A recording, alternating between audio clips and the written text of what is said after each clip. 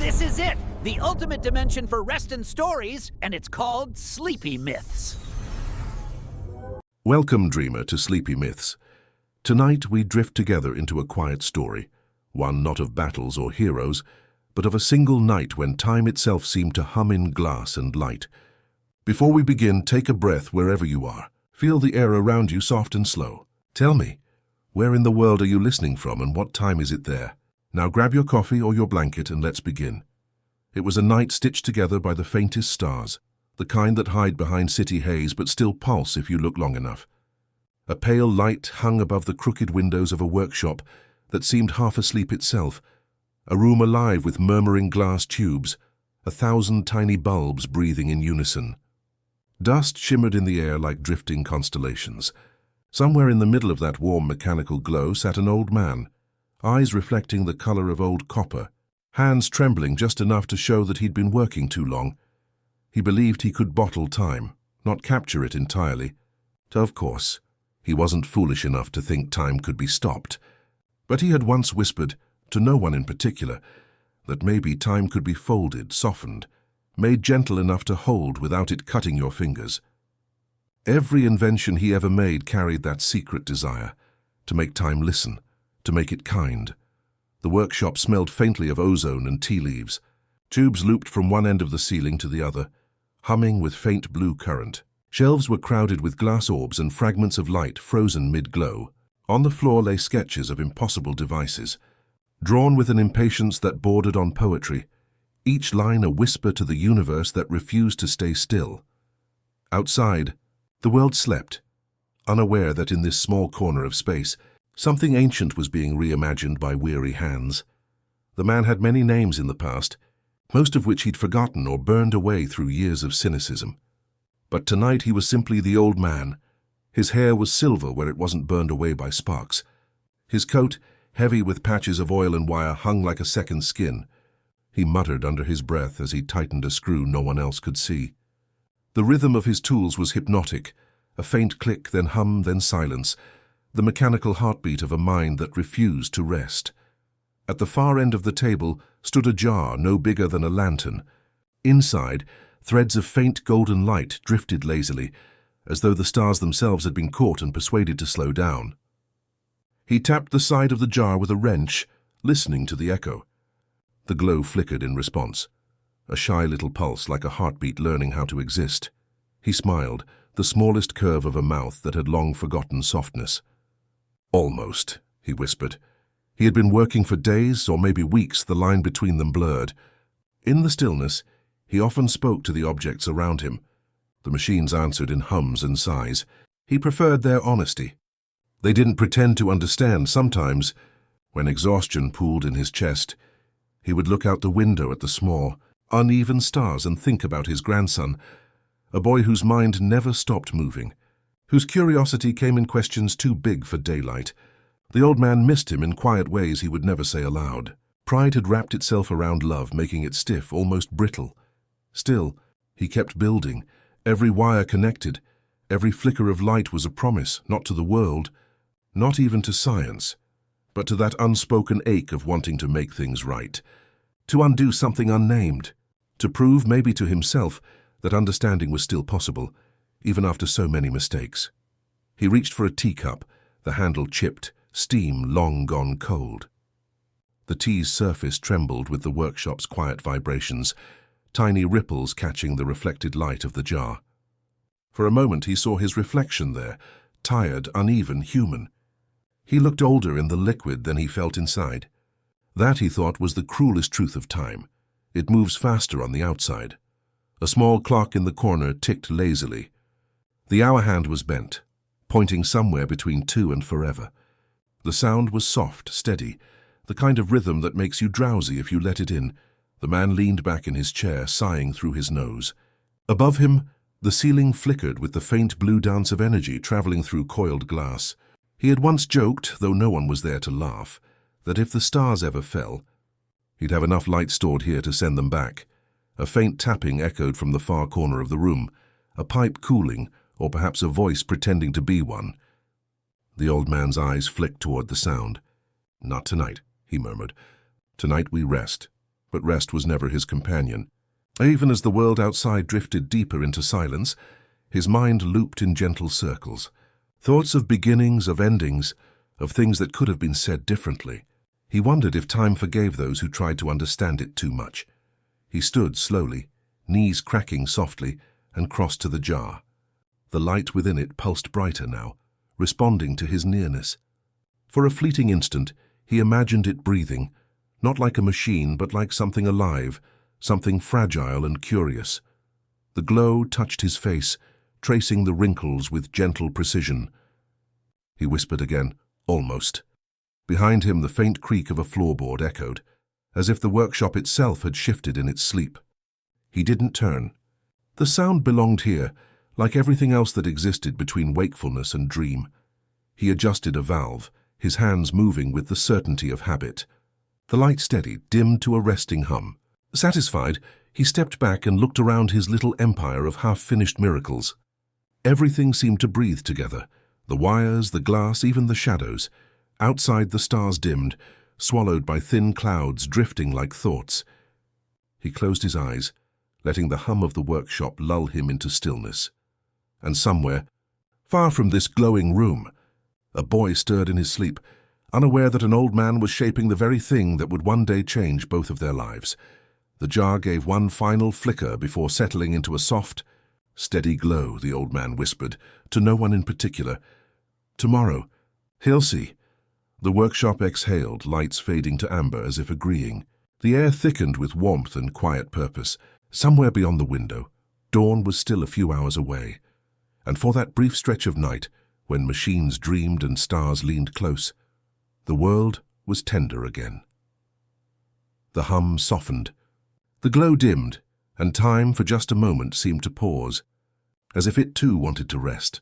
Morning arrived like a slow sigh. The light crept across the workshop floor, soft and silver, touching the cluttered benches and coiled wires with a kind of forgiveness. The air was still humming faintly, the aftertaste of midnight's experiments.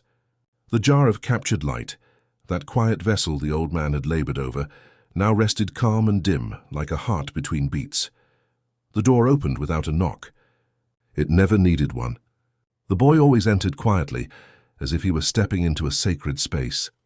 His shoes left faint prints on the dusty floor. He paused, eyes adjusting to the gentle chaos, the hanging glass, the strange blue coils that glowed without source. "Morning," he said, a voice cracking with the kind of sincerity that still belonged to youth. The old man didn't look up right away. He was tinkering with something on the far table, a device that looked like a clock, except it had too many hands and none of them moved in the same direction. "You're late," he murmured. Though he didn't sound angry. The boy grinned, pushing his hair out of his eyes. The bus broke down again. "Or maybe I just walked too slow." The old man's mouth twitched. "Time doesn't slow for anyone, boy. You should know that by now." "Maybe it does," the boy replied. "If you know how to ask nicely." That earned him a glance, sharp, curious, almost proud. The boy had learned long ago that sarcasm was the old man's favorite form of affection. It meant you were close enough to be teased, but not yet trusted enough to be told the truth. He wandered to the shelves, running his fingers along the cold glass tubes filled with floating specks of light. "They're smaller today," he said softly. "The stars," the boy said. "They look smaller in the jars." The old man wiped his hands on a rag, leaving streaks of metal dust on the cloth. "Stars aren't meant to be trapped. They get shy when you do." The boy smiled at that, not because he understood, but because it sounded like something that might one day make sense. Every morning was like this, a dance of questions and half-answers, of unspoken lessons hiding in jokes. The old man taught him things that didn't exist in textbooks: how to listen to electricity, how to tell when a circuit was lying, how to see the patterns in broken things. He spoke rarely of feelings, but everything he built seemed to have one. The boy had begun helping months ago, and at first by sweeping, then by fetching tools, and eventually by guessing what came next before he was told. He wasn't brilliant, not like the old man, but he was patient. And patience, the old man often said, was rarer than genius. "Do you ever sleep?" the boy asked, setting down a wrench. "Sometimes," the old man said, "but dreams are unreliable assistants. What do you dream about?" The question hung in the air like smoke. The old man adjusted his goggles, pretending not to hear. "Dreams are the mind's way of rehearsing regret," he muttered. "Useless, mostly." The boy tilted his head. "Maybe not. I had a dream last night that I could fly." "Ridiculous." "Yeah," the boy said, smiling. "But it felt nice." The old man's lips twitched again. "Feeling nice is a dangerous hobby." "Still," the boy said, "you should try it sometime." For a moment, silence filled the room, the kind of silence that isn't empty but listening. Then the old man reached for a small circular object on the bench, a lens or disc, polished to a perfect shine. He held it toward the light, and the glow from the jar scattered into dozens of shimmering motes that drifted across the air like fireflies. The boy's eyes widened. "Whoa, refraction," the old man said. "Light bending to please us. It's the only polite element in the universe." The boy laughed. "It's beautiful." The old man didn't reply. He was staring at the way the motes of light danced across the boy's face, how the flicker of colors reflected in his eyes. There was something soft there, something that reminded him of the days when curiosity hadn't yet become bitterness. He turned away before the boy could notice. "Pass me the spanner." The boy obeyed, still smiling. He liked these mornings. The quiet rhythm, the way the workshop felt like a heartbeat. The hum of the glass tubes, the faint smell of burnt dust and solder, the half-finished sentences that always seemed to end in wisdom. After a while, the boy sat on the floor, sketching shapes in the thin layer of dust. "Hey," he said suddenly, "why do you build things that no one else sees?" The old man didn't answer immediately. He set down the tool, stared at his hands, then said quietly, "Because I can't stop, even if no one understands." Especially then. The boy thought about that. "Is that lonely?" The old man let out a long, low breath. "Sometimes. But loneliness can be useful. It keeps your thoughts honest." The boy nodded, though he wasn't sure he believed it. He'd seen the way the old man sometimes looked at the door, as if expecting someone who never arrived. Outside, the light shifted, turning the workshop golden. The day had grown older, without either of them noticing. Time had a habit of bending in this room, not by science but by focus. The boy stood and brushed off his hands. "You ever think stars are just memories that refuse to fade?" The old man froze, the phrase echoing like a key fitting into a lock. He turned slowly, studying the boy's face. "Where did you hear that?" "You said it once," the boy replied, smiling shyly. "When I was little." The old man's gaze softened, though his voice stayed dry. "Sounds like something foolish, I'd say." "Maybe," the boy said. "But it's kind of true, isn't it?" The old man didn't answer. He simply looked at the ceiling, at the faint glow of the lights above, pulsing like distant galaxies. Something stirred behind his eyes, old and unspoken. After a long silence, he said, "Maybe stars are just old mistakes trying to shine anyway." The boy laughed softly, unsure if it was a joke. "That's actually kind of beautiful." "Don't tell anyone," the old man muttered. "I have a reputation to maintain." The boy's laughter filled the room like sunlight. It was the kind of sound that made even the machines seem to smile. Hours passed. They worked until the shadows stretched long across the floor. The boy fetched tools without asking. The old man corrected angles with a flick of his wrist. Their movements began to synchronize, one thinking, the other anticipating, a quiet duet of creation. When they finally stopped, the sky outside had deepened into violet. The stars, small and patient, began to emerge again. The old man leaned back, exhaling through his nose. "Look," he said, nodding toward the window. "They're not smaller tonight." The boy followed his gaze. The stars hung like scattered wishes across the glass. "Maybe," the boy whispered, "they just needed someone to notice." The old man didn't reply. But for the first time in a long while, the corners of his eyes softened, and he allowed himself the smallest, quietest smile. The workshop hummed, warm and alive. The same light as last night, but gentler now, like it too, had learned something about companionship. Outside, the stars continued their slow dance, and inside that glowing room, between the hum of machines and the faint rhythm of two hearts working in near silence, something like trust began to bloom. The following night came slower than most, as if the air itself hesitated before entering the workshop. Outside, the sky was a velvet ocean, rippling with faint clouds that moved like thoughts refusing to settle. Inside, the lamps burned low, their filaments glowing the color of melted gold. The old man sat by his bench again, half turned toward the window, lost in that quiet hour between work and weariness. The boy arrived later than usual, breath fogging in the cold. He didn't speak at first, just stood in the doorway watching the old man's back. The silence between them had grown heavier lately, stretched thin by unspoken questions. "Hey," the boy said finally. The old man nodded, not looking up. "You're late again." "Yeah," the boy murmured. "Sorry." He hesitated, hands in his pockets, eyes drifting over the scattered tools and half-finished contraptions. Something about the room felt different tonight, tighter, like it was holding its breath. "Something's on your mind," the old man said. The boy took a step closer. "I've been thinking." "About mistakes?" The old man raised an eyebrow. "The backbone of progress. I mean," the boy continued, "what if you didn't have to make them?" The old man chuckled quietly. "Then you'd never learn a thing. But what if you could fix them?" The boy pressed, his voice trembling with that fragile hope that only youth can hold. "Like, what if you could take something back? Say the wrong thing, do the wrong thing, and then undo it?" "Yeah," the boy said, almost whispering. "Undo it." For a long moment the workshop fell still. Even the hum of the glass seemed to pause. The old man's eyes glinted under the faint light. There was something ancient in them, a storm half hidden behind gentleness. "Why?" he asked. The boy shrugged, though his throat tightened. "I just mess up a lot. Say things I don't mean. Hurt people. I wish I could rewind. Just a few seconds. Make it right." The old man leaned back, folding his arms. "And then what?" Then maybe I wouldn't feel so bad all the time." The words were soft, barely a breath. The boy looked down, embarrassed by the honesty of them. The old man studied him for a while, his face unreadable. "Feeling bad is part of it," he said. "It's how you know you're alive." The boy frowned. "That doesn't sound very comforting. It's not meant to be. Truth rarely is." He turned back to his table, adjusting a set of coils that pulsed faintly.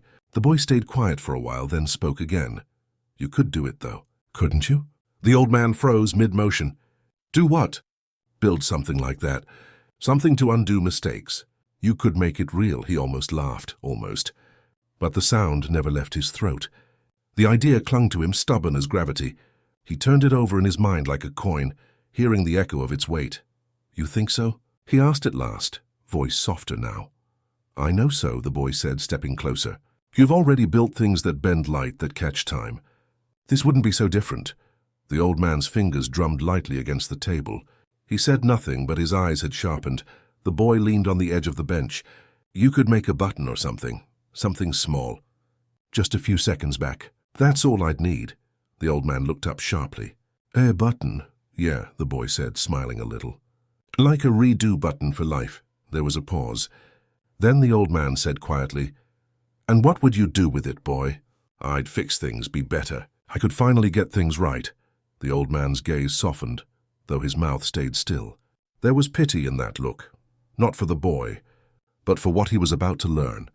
He reached for a nearby notebook, flipping through pages of sketches, equations, dreams that had once been too painful to attempt. His hand stopped on one, a small circular device drawn years ago and abandoned for a reason he couldn't remember. The boy watched, eyes wide with excitement. "You already thought of it?" "Once," the old man murmured. "A long time ago." He closed the notebook. "Ideas like this don't vanish. They just wait for the right kind of fool to ask about them." The boy grinned. "Then I guess I'm that fool."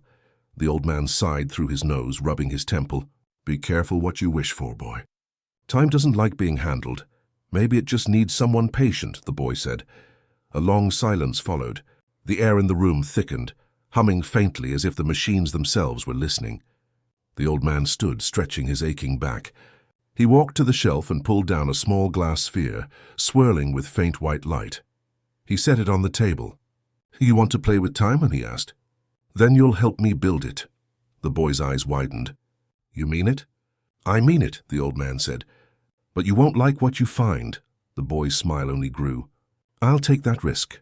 The old man nodded slowly, almost imperceptibly. "We all do at first." They worked in silence after that. The hours slipped by unnoticed. The soft clicks of gears, the hum of energy, the flicker of sparks that cast moving constellations across the walls. The boy's hands trembled with excitement. The old man's with something quieter, a mix of pride, regret, and the faint awareness that this experiment wasn't about science at all. By dawn, something small and silver rested between them. It looked unassuming, just a button on a narrow band of metal, connected to a faintly glowing core. But even dormant, it seemed alive, pulsing in rhythm with the boy's heartbeat. He reached for it, eyes shining. The old man stopped him gently. "Not yet. Why not? Because once you start using it, you'll forget what real time feels like." The boy frowned, not understanding. "What do you mean?" The old man smiled faintly, the kind of smile that hides more pain than warmth. "You'll see." He turned off the lamps one by one. The workshop dimmed, shadows stretching like tired ghosts. The boy lingered by the table, staring at the button, unable to look away. It seemed to whisper possibilities, all the things he could fix, all the moments he could relive. Behind him, the old man sat down, rubbing his temples. His eyes reflected the faint glow of the device. He knew what came next. He'd seen it before. The hunger for control, the illusion of perfection. He should have said no. But pride is a quiet architect, and tonight, it was building something both of them would come to regret. The boy looked back once more before leaving, whispering softly, "Thank you." The old man didn't reply. He only nodded, eyes closed, listening to the faint hum of a new mistake being born. Outside, dawn broke over the horizon. The sky turned the color of pale copper. Somewhere beneath it, the first version of the future had already begun to unravel. And in the workshop, under the soft breathing of glass and wires, a tiny button waited, patient, shining, merciless. It happened almost accidentally, as many beginnings do. The boy hadn't meant to press the button, not really. He'd only meant to look at it, to feel its weight in his palm and imagine what it might be like to touch time itself. The workshop was quiet that morning, sunlight spilling through the blinds in gentle ribbons. Dust motes floated in the air like tiny lost planets. The old man had stepped out briefly, leaving the boy alone with the invention that pulsed softly on the workbench, alive in its silence. He turned the device over in his hand. It was smaller than he remembered, cool to the touch, the button's surface shimmering faintly with trapped light. It reminded him of a heartbeat, faint and insistent. For a moment, he could hear his own breath, steady, fragile, curious. Then he dropped a glass of water. It slipped from his fingers, shattering against the floor, the sound echoing far too loud in the stillness. He froze, eyes wide, the shards glittering like tears under the light, and without thinking, without hesitation, he pressed the button. The world hiccuped. For half a heartbeat, everything bent. The air folded in on itself, soft, elastic, weightless, and then unfolded again quietly, as though nothing had ever happened. The glass was back in his hand, unbroken, cool, whole. The boy blinked. He looked down, then around. The floor was clean, untouched. The sound had vanished. Time had rewound itself, not by hours, not by minutes, but by seconds. Just enough to undo the mistake. He laughed softly, almost a whisper. It was a strange laugh, a mixture of disbelief and quiet awe. He pressed it again. The light pulsed. The air folded. And once again everything reset. He hadn't dropped the glass this time, but the thrill of it, the sensation of control, flooded through him. He felt powerful, light, almost divine. When the old man returned, the boy was sitting on the stool, still holding the glass, a faint smile on his lips. "Something amusing?" the old man asked, setting a small box of components on the table. The boy hesitated, then shrugged. "Just thinking." The old man eyed him, then looked at the button. "You pressed it." The boy's throat tightened. "Just once." "Once," the old man repeated quietly. He took off his coat, hanging it on the wall, his movements slow and deliberate. "And?" "It worked," the boy said. "Perfectly." The old man nodded, expression unreadable. "And how did it feel? Like—" The boy paused, searching for the right words. "Like catching a falling star before it hits the ground." The old man smiled faintly. "Ah, the illusion of mercy. What's that supposed to mean?" "Nothing," he said, but his tone betrayed the weight behind it. He sat, lighting a small oil lamp. Through the morning light was enough. "So you fixed your mistake?" "Yeah," the boy said softly. "I did." "Good," the old man murmured. "Now remember what it felt like was, because you'll never stop chasing it." The boy frowned. "You make it sound like a curse." The old man didn't reply. He simply turned the lamp down, watching the flame shrink until it was barely a shimmer. Some lessons can only be learned in repetition. That night the boy couldn't sleep. He lay awake staring at the ceiling, the faint hum of the button echoing in his mind. The power of it, the possibility, refused to fade. Every awkward conversation, every stumble, every small regret he'd ever had played behind his eyes like a film reel. And with each moment came the same thought. I could fix that. By dawn he was back in the workshop. The air was cold, the glass windows fogged with breath. He slipped the button around his wrist, feeling its weight settle like a promise. He tried it again once when he spilled ink across his notebook. Rewind, gone. Once when he spoke too sharply to the old man. Rewind, softer tone, no harm done. Once when he tripped on the stairs. Rewind, graceful recovery. It was addictive, the smooth perfection of it. Every flaw dissolved before it could hurt him. Every mistake erased like chalk in the rain, and yet something began to shift. It was subtle at first, a faint disconnection like watching himself from a step away. Conversations felt rehearsed, too precise. Laughter lost its edge, smiles their spontaneity. He found himself repeating moments not to fix them, but to relive them, to hear a certain phrase said again, to feel the comfort of control. By the seventh use, the boy noticed that the air around him lingered differently after each rewind. A faint hum that didn't belong, a slight delay in the sound of his heartbeat. By the 12th, he felt dizzy afterward, as if some part of him was left behind each time he went back. The old man noticed, of course. He always did. You've been using it, he said one evening, his voice quiet. The boy didn't deny it. I've been learning. The old man tilted his head. Learning what? How to get things right. The old man sighed softly, leaning on the table. And what happens when right no longer feels real? The boy frowned. It's better than being wrong, is it? The silence stretched, heavy and uncomfortable.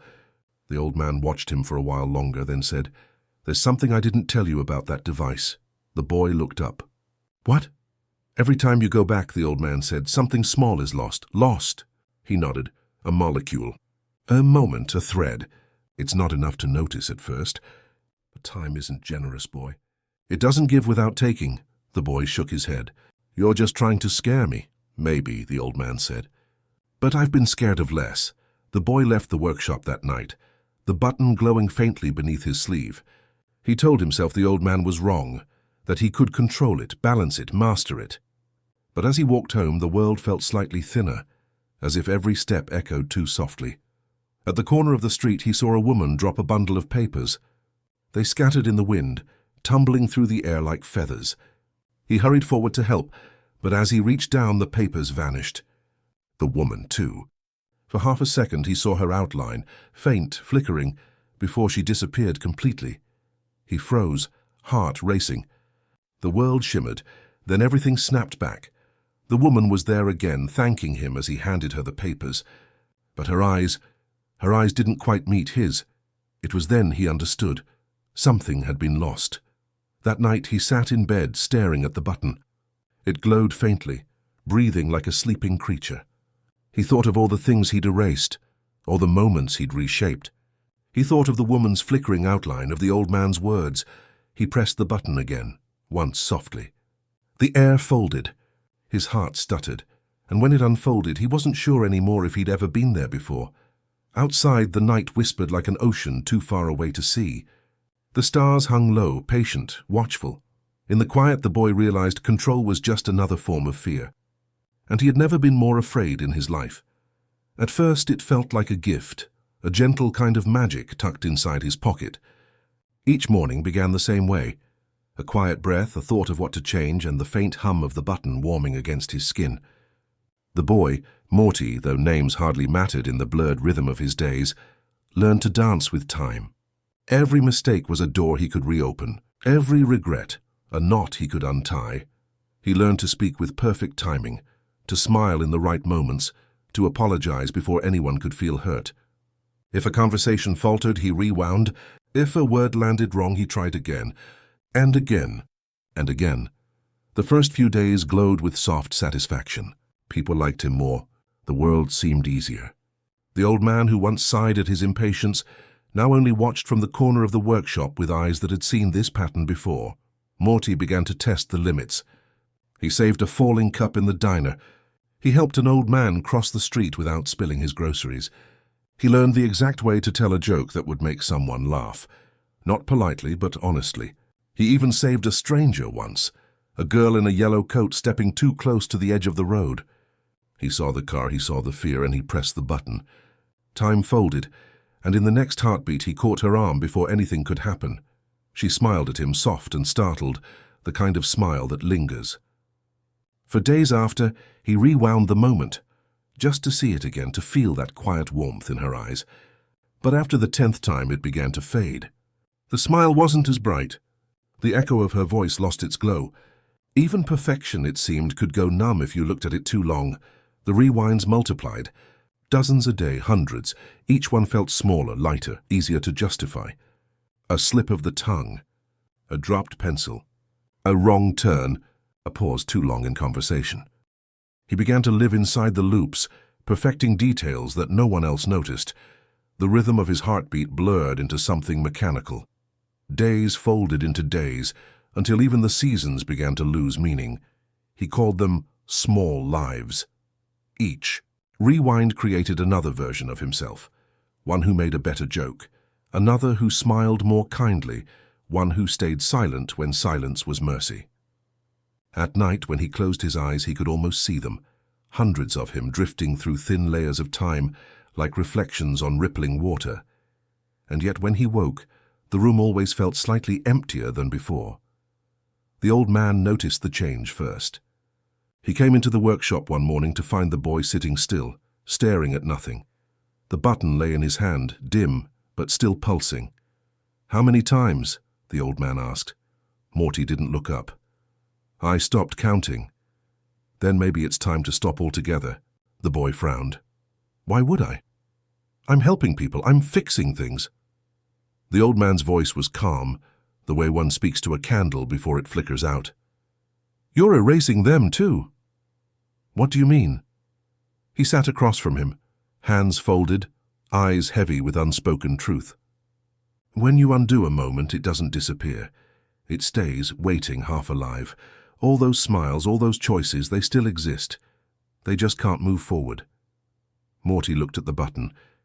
"You're saying they're trapped. I'm saying they're waiting for you to stop running." For a long moment, neither spoke. The hum of the machines filled the silence like distant bees. The air in the workshop felt thick, as though carrying too many breaths that didn't belong. That night, Morty sat by the window, watching the world through the glass. The stars looked closer than usual, not as points of light, but as eyes watching him from some far forgiving distance. He wondered if each star was a version of him, glowing faintly, waiting to fade. He pressed the button again, once, twice, 10 times. Each rewind became less about fixing and more about remembering. He revisited small moments like dreams he couldn't let go of. The laugh of the girl in the yellow coat, the glimmer of pride in Rick's eyes the first time he fixed a machine correctly, the way the workshop smelled of copper and rain. He realized he wasn't fixing life anymore. He was curating it, collecting it, making a museum of moments that had already died. And yet, the rewinds continued.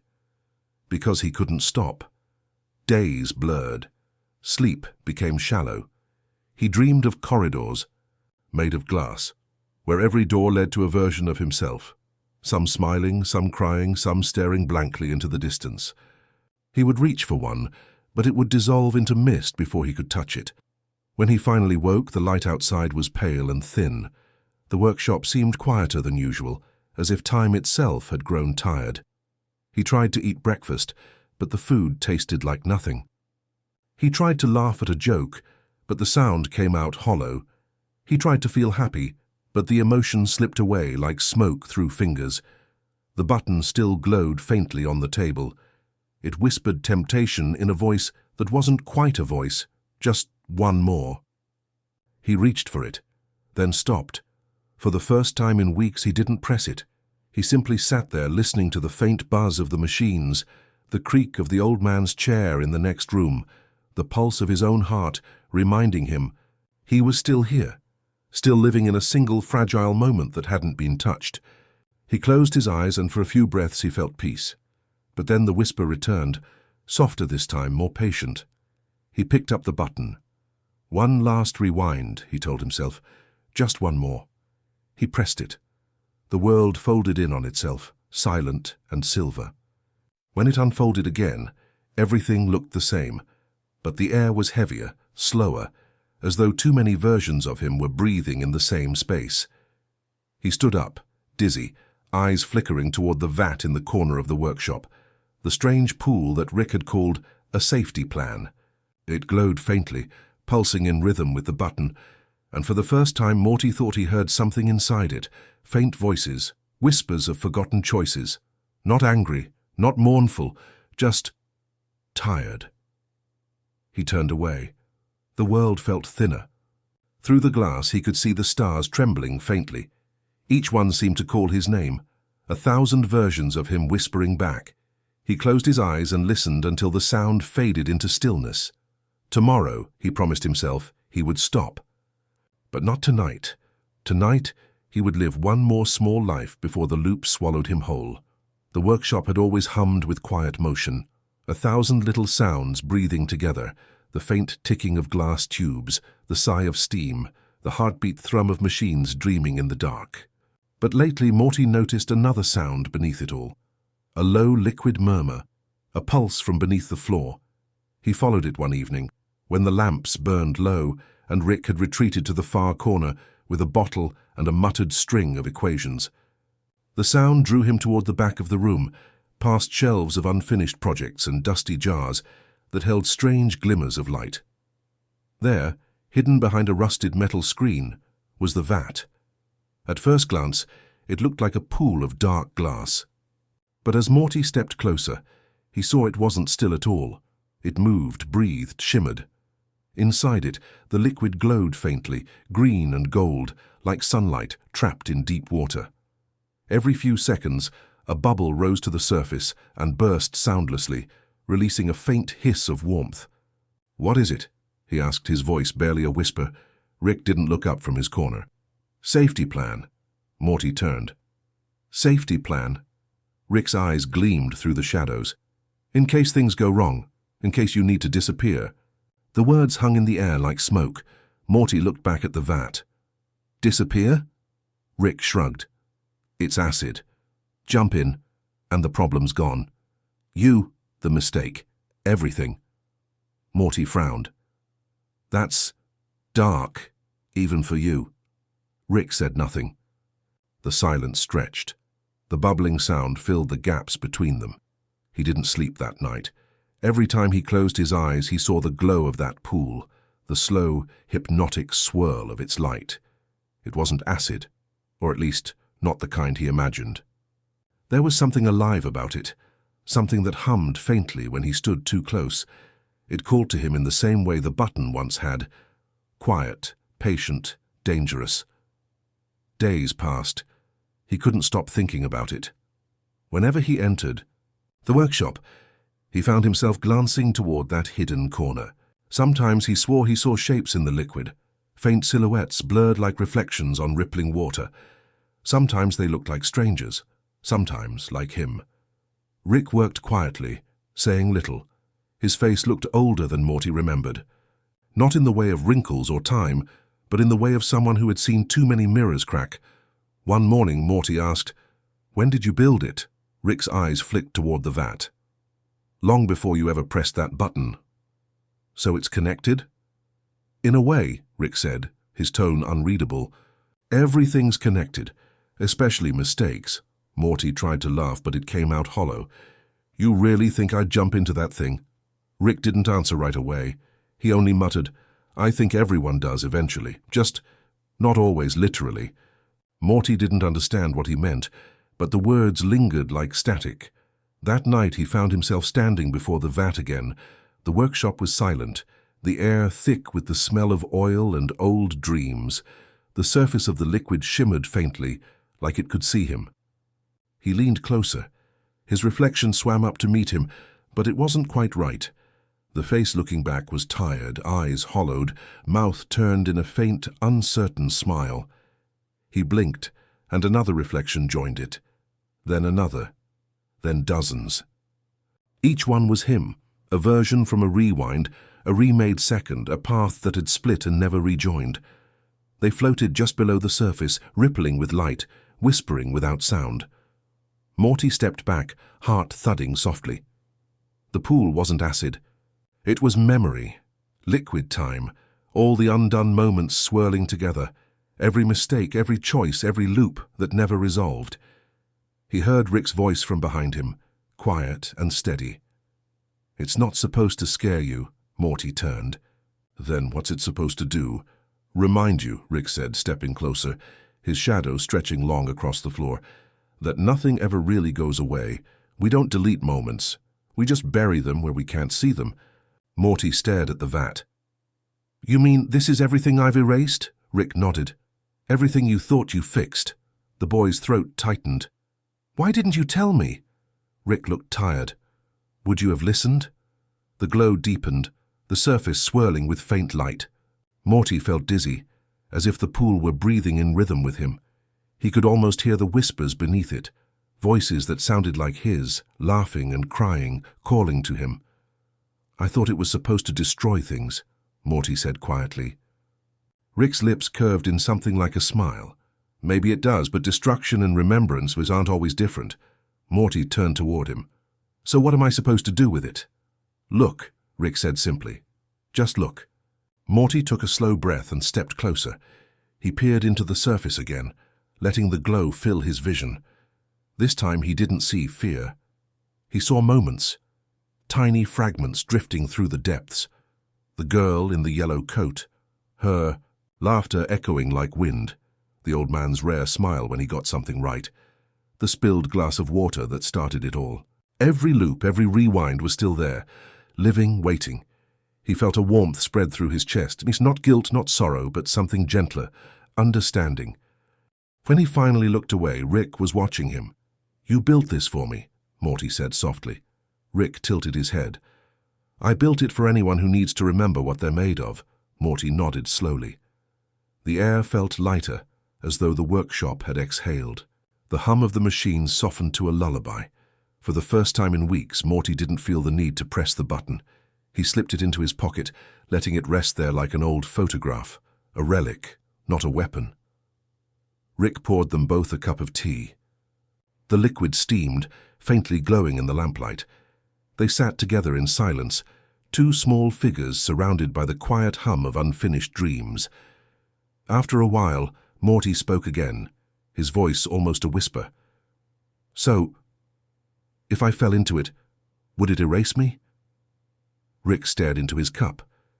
"No," he said. "It would just show you everything you've ever tried to forget." The boy shivered, though the room was warm. "That's worse." Rick nodded. "That's the point." Outside, the night pressed softly against the windows, heavy with starlight. The vats glowed dim to a calm heartbeat, slow and steady. Neither spoke again. There was no need. The silence between them said everything, about pride, about mercy, about the strange beauty of remembering what we once tried to erase.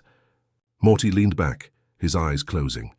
The hum of the vat fading into a quiet rhythm that matched his breath, and somewhere deep beneath the surface, the echoes of 1,000 small lives shimmered like stars, waiting to be forgiven. The next few days unfolded like a whisper. The world outside Rick's workshop seemed slower now, softer, as if wrapped in mist. Morty stopped pressing the button altogether. The small metal device lay untouched on the workbench, a forgotten relic under a thin layer of dust. Yet, though his fingers no longer reached for it, his mind could not forget what it had shown him. At night he dreamed of reflections, endless versions of himself floating in green light, some smiling, others screaming, all staring upward, waiting for something he could never name. He woke with his heart pounding, the faint glow of the acid pool still burned behind his eyelids. Rick noticed. He always noticed. One morning, Morty found him standing over the vat, stirring it with a long glass rod, murmuring numbers that didn't sound like equations. "It's thickening," Rick muttered. The timelines are coagulating. Every loop leaves residue. Too much memory, not enough erasure. Morty blinked, still half asleep. Residue? Rick turned toward him, his eyes bloodshot. Your resets weren't clean, Morty. You weren't erasing time. You were layering it, folding it over itself. Every time you hit that button, you created another you, another consciousness trapped in rewind. Morty's stomach sank. You mean all those reflections in the pool are you? Every copy you left behind when you decided to do something differently. The room seemed to tilt. Morty gripped the table to steady himself. That's not possible. I didn't see them before. Rick nodded grimly. Because you weren't supposed to. The vat's just showing you the backlog, the side effects of trying to cheat the universe. Morty stared into the glowing depths. His reflection wavered, then split again, multiplying into dozens of tiny versions that shimmered and dissolved. So, what happens now? Rick sighed, the kind of sigh that carried more years than breath. You live with it, or you don't. That answer sat in the air like smoke. For the rest of the day, Morty tried to distract himself. He wandered the workshop, pretending to clean, rearranging tools he didn't understand, staring too long at the strange blueprints that hung from the walls. But everywhere he turned, he felt the presence of something behind him. Not a person, but a weight. It wasn't guilt, exactly. It was echo. When he blinked, he thought he saw his own shadow lag behind a moment too long. When he turned a corner, he caught glimpses of movement, quick flashes like someone ducking out of sight. He'd spin around, but no one was there. That night he couldn't sleep. The air felt wrong. The machines seemed to breathe louder than usual. The hum of the vat pulsed like a heartbeat, calling him. He rose quietly, padded barefoot across the cold metal floor, and stood before the pool again. The reflections looked sharper now, more distinct. He could make out their faces, his faces, blinking slowly beneath the surface. Some were calm, some weeping, others furious. They mouthed words he couldn't hear. He leaned closer. "Morty," one of them whispered. He froze. The voice came not from outside, but from inside his mind, echoing through the space between thoughts. "Morty, you left us here." He stumbled backward. "Rick!" he called. "Rick!" The old man appeared seconds later, hair wild, eyes glowing with the kind of exhaustion that comes from too many lifetimes. "What did you do?" "I didn't do anything. They're talking to me." Rick approached the pool, gaze hard. The reflections shifted as he came near, dissolving into murky ripples. "They're not talking. You're remembering." Morty shook his head. "No, I heard it. It said what you already know." Rick cut him off. "You can't undo pain without creating more of it. You thought you were sparing people, sparing yourself, but you were just hiding the mess under another version of reality." The words hit Morty like cold wind. "Then how do I fix it?" Rick's voice softened. "You don't, you absorb it." "What does that mean?" Rick looked at him, not the way a scientist looks at an experiment, but the way a tired father looks at a storm he can't stop. "It means you face every version of yourself you abandoned. You look them in the eye and you forgive them for trying." Morty turned back to the vat. The liquid shimmered. The faces waited. He swallowed hard. "Will it hurt?" Rick's smile was thin. "If it doesn't, it won't work." Morty closed his eyes. He took a deep breath, then stepped forward until his reflection met his gaze. The surface trembled, then split. For a heartbeat, he saw all his other selves, standing beside him, behind him, around him, stretching infinitely into the darkness. And then, all at once, they stepped closer too. The light engulfed him. It wasn't pain at first, it was memory, a flood of every second he had ever erased, the laughter of strangers, the sting of a mistake, the comfort of a conversation he'd chosen to undo. The joy, the fear, the heartbreak, all of it pouring through him like molten glass. He saw the girl again, her yellow coat glowing like a fragment of sunlight. He saw her eyes when she laughed, the way she used to tilt her head when she didn't understand something he said. Then he saw her vanish, the moment he rewound to save himself from the embarrassment of saying the wrong thing. He felt it all, the grief of every erased second. When the light finally faded, Morty was on his knees, gasping. The room was silent. The vat no longer glowed. Its surface was still, clear like simple water. Rick stood nearby, watching quietly. Morty looked up. His voice trembled. "They're gone." Rick nodded. "No. They're you now." Morty's hands shook. "I don't feel lighter." Rick poured a small amount of the clear liquid into a vial and corked it. "You won't. That's the price of awareness. You wanted to erase pain. Now you have to carry meaning instead." Morty rose slowly. The workshop looked the same, yet everything felt different, sharper, realer. He looked at the button still sitting on the bench. The little red light blinked faintly as if mocking him. Rick followed his gaze. "You can destroy it if you want. Melt it down, or keep it. Up to you." Morty didn't answer. He picked it up, turned it over in his hand, and then, quietly, without ceremony, placed it in a drawer and shut it. No more loops, no more rewinds, no more do-overs. He walked to the window. Outside, dawn was rising. For the first time in what felt like lifetimes, the sunrise didn't feel like repetition. It felt like a beginning. Rick stood beside him. "You feel it?" Morty nodded faintly. "Yeah." "The weight?" "Yeah."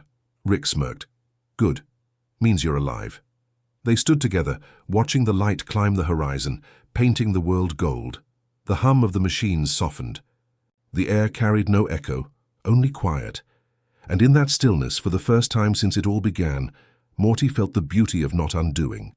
The days that followed felt quieter, like the world had exhaled after holding its breath for too long. The workshop slept more often than it woke. Machines no longer buzzed with manic invention. Instead, they hummed softly in the corners, like memories that refused to die out completely. Rick spent most of his time sitting by the acid vat, what was left of it. The glow had dimmed to a faint shimmer, no longer green, almost silver. Morty sat across from him, fiddling with an old screwdriver. Words didn't come easily anymore. Not after everything that had happened. Every sentence felt heavy, like it had to pass through layers of unspoken thoughts before reaching the air. Rick finally broke the silence. "You're quieter these days," Morty shrugged. "You said that's a good thing once." Rick raised an eyebrow. "I said silence is useful. Didn't say it's always good." Morty didn't look up. "Feels like my head's full of echoes. Like everyone I used to be is still trying to talk." Rick leaned back in his chair. "That's memory, kid. It's the tax you pay for being conscious." Morty gave a small laugh, hollow but real. "And what's the refund policy?" Rick smirked faintly. "There isn't one. Best you can do is learn to like the noise." For a while they said nothing more. The light from the vat pulsed gently against the walls, casting thin shadows that bent like ripples. Morty found himself staring into it again, drawn to its movement. It no longer looked like acid, more like liquid glass reflecting faces he couldn't quite make out. "Do you miss it?" he asked softly. Rick tilted his head. "Miss what?" "The control. The rewinds. The way everything used to bend when you wanted it to." Rick's mouth curled, not in amusement, but in something gentler. A faint trace of regret. "Control's a myth, Morty. I just learned to tell better lies about it." Morty glanced at him, frowning. "So all that in the button, the vat, it was just you proving a point?" Rick didn't answer right away. He tapped his flask, though he didn't drink from it. "When you've been alive as long as I have, you start mistaking lessons for affection. I thought if I let you touch power, you'd respect it. But you didn't. You understood it. And that scared me more than anything." Morty's eyes softened. "You mean it scared you because I didn't need you anymore?" Rick looked up sharply. For a moment, Morty thought he'd gone too far, but instead Rick smiled. Not his usual crooked grin, not the sharp smirk he wore to hide behind, but something almost human. "Maybe," he said. "Or maybe I realized I was still trying to impress someone who stopped believing in gods a long time ago." The silence that followed wasn't cold this time. It was warm, honest, the kind of silence that doesn't need to fill itself with words. Morty watched him carefully. "You were trying to teach me something, weren't you?" Rick's eyes drifted to the dim glow of the vat. "Not teach, remind. You wanted to erase mistakes. I wanted to prove mistakes are the only thing worth remembering. Everything else in the perfection, the rewinds, that's just noise pretending to be meaning." Morty thought about that. About all the versions of himself he'd seen in the vat, all the loops he'd lived and undone, the laughter, The fear, the endless trying. He thought about how it had felt when he finally stopped, when time had weight again. "Is that why you smiled?" he asked quietly, when the button stopped working. Rick turned toward him, and that same faint smile appeared, the one Morty could never quite read. "You noticed that, huh? Yeah, you looked proud, but also sad," Rick chuckled softly. "That's parenting for you. You build something to teach your kid a lesson, and then you realize the lesson was for you the whole time." Morty leaned back, watching the ceiling. "You ever regret it?" Rick frowned. "What, building it?" "No, living the way you do." Rick didn't answer. The machines filled the silence for him. Their gentle hum became a kind of lullaby, mechanical, steady, familiar. When he finally spoke, his voice was quieter than Morty had ever heard it. "Regret's like gravity, Morty. It keeps you grounded, but it never lets you fly." Morty smiled faintly. "That's your way of saying yes, isn't it?" Rick didn't deny it. The workshop dimmed as the lights flickered. Outside, the stars pressed against the windows, like a silent audience watching two souls learn the shape of humility. Rick stood, stretched, and walked to the shelf where his old blueprints were stacked. He picked up one, the original sketch of the rewind button, and handed it to Morty. The paper was worn, corners bent, edges smudged with fingerprints and oil. "Keep it," he said. "Not as a souvenir, as a reminder. You can't fix what's broken by pretending it never cracked." Morty took the paper carefully. "What about you? Don't you want to keep it?" Rick shrugged. "I've got enough ghosts already." They both smiled then, faintly, almost involuntarily, a shared expression carved by exhaustion and affection. Morty folded the blueprint, slid it into his pocket, and glanced once more at the vat. "You ever think it's beautiful?" Rick followed his gaze. "The vat? Yeah, I mean, it used to be terrifying, but now it looks peaceful." Rick's expression softened. "It's just reflection, Morty. The beauty's yours. The vat just shows it back to you." For a moment, Morty thought he saw something flicker in the liquid. Not a reflection, not a ghost, but a shape of light, like the faint outline of two figures standing side by side under a vast sky. He blinked, and it was gone. Rick patted him lightly on the shoulder. "Come on, I'm making tea," Morty blinked. "You tea?" Rick smirked.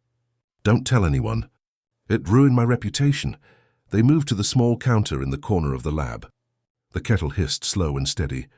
The sound filled the room with a strange kind of calm, the kind of calm that comes after storms, when there's nothing left to fight but sleep. Morty sat on a stool, sipping from a chipped mug. Rick leaned against the counter, eyes half closed. Neither spoke for a long while. When Morty finally did, it was almost a whisper. "You smiled again, you know." Rick didn't open his eyes. "Yeah?" "Yeah, but this time it didn't look sad." Rick gave a small laugh, the kind that carried no sarcasm. "Guess even I get to learn something new sometimes." The lights dimmed lower. The hum of the workshop slowed to a gentle throb, like a heartbeat winding down.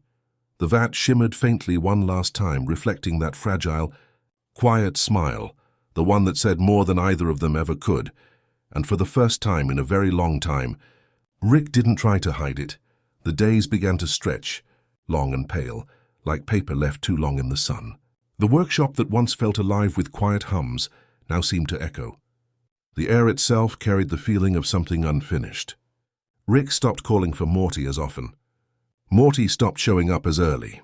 Their world had not broken, not exactly, just drifted, as though the invisible string between them had begun to fray. Morty found new corners of the city to walk through, places that didn't smell like burnt metal or tired invention. He liked the feeling of being unseen. People moved around him, carrying their own tiny universes of worry and wonder. He'd look into their faces and imagine rewinding their lives a few seconds, just to see what would change. But the thought no longer comforted him. It only reminded him how little the world noticed his stillness. Sometimes he'd reach into his pocket and feel the folded blueprint Rick had given him. The paper was soft now, worn from his thumb, tracing the edges. He couldn't decide whether it felt like forgiveness or guilt. At night, he'd look up at the sky. The stars had begun to dim, not in brightness but in rhythm. They no longer pulsed in the same steady beat. They flickered, slow and irregular, like they were learning how to breathe again. Morty wondered if it was his fault, if somehow his endless rewinds had confused the heavens, made time stutter. He whispered quiet apologies to them, though he wasn't sure they could hear. Rick stayed in the workshop, tinkering without purpose. He built things that didn't need to exist, fixed machines that weren't broken. The hum of the place felt different now, emptier.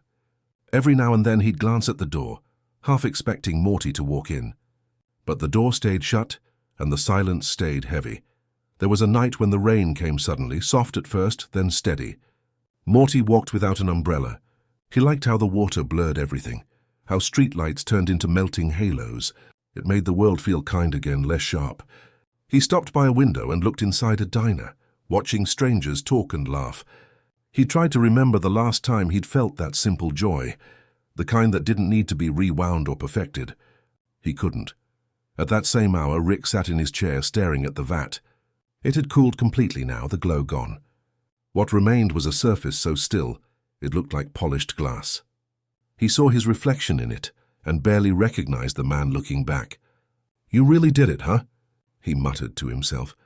"You taught him to outgrow you." He didn't say it with anger, more like acceptance, a quiet acknowledgement that all lessons worth teaching eventually lead to separation. He poured a drink but didn't touch it. The glass sat there untouched, trembling slightly with the hum of distant thunder. Morty, meanwhile, kept walking until he reached the old bridge at the edge of town. The rain had eased into a fine mist. The river below reflected the dim stars like 1,000 scattered thoughts. He leaned on the railing, watching ripples spread across the water, wondering if time moved like that too, circles overlapping, fading, blending into one another. A memory surfaced. The first time he'd met Rick, the way the old man's eyes had lit up, wild and curious, like he'd seen something of himself in the boy. Back then, Morty hadn't understood it. Now he almost wished he didn't. He took out the blueprint again, unfolded it carefully under the dim streetlight. The ink had smudged a little from the rain. The lines looked alive now, like veins or tree branches, fragile and endless. Morty traced the outline of the button with his finger. The idea of rewinding no longer tempted him. What he missed wasn't the power to change things. It was the closeness that came with wanting to try. Back in the workshop, Rick finally stood. He reached for his coat, paused and looked once more at the vat. "You win, kid," he said softly. Then he turned off the lights and stepped into the night. He found Morty on the bridge easily. The boy didn't turn when he heard footsteps. "I knew you'd find me," he said quietly. Rick came to stand beside him. The rain had softened into mist, curling around their shoulders like smoke. "You always make it sound like I'm chasing you," Rick muttered, "aren't you?" Rick smiled faintly. "Maybe I just like long walks." They stood in silence for a while, watching the water. The reflection of the stars seemed steadier now, though maybe it was just the way they were standing together again. "You noticed the stars flicker slower lately?" Morty asked. Rick nodded. "Yeah. Universe's way of reminding us it's still there even when we're not paying attention." Morty's voice trembled slightly. "You think I broke it? With the button?" Rick shook his head. "You can't break something that big, Morty. You can only stop noticing how it shines." Morty looked down, letting the rain hit his face. "I stopped noticing you for a while." Rick's voice softened. "I noticed that part." Another long silence. The kind that isn't awkward, just full of things neither of them knew how to say. Rick reached into his coat pocket and pulled out a small glass sphere. It glowed faintly from within, like a star caught in a jar. He handed it to Morty. "Found this in the scrap pile. Used to be part of the vat's core. Figured it might like the night air better than the lab." Morty held it carefully, watching the tiny light flicker. "It's beautiful," Rick smirked. "Yeah, well, don't drop it, or do. It's just light." Morty smiled, despite himself.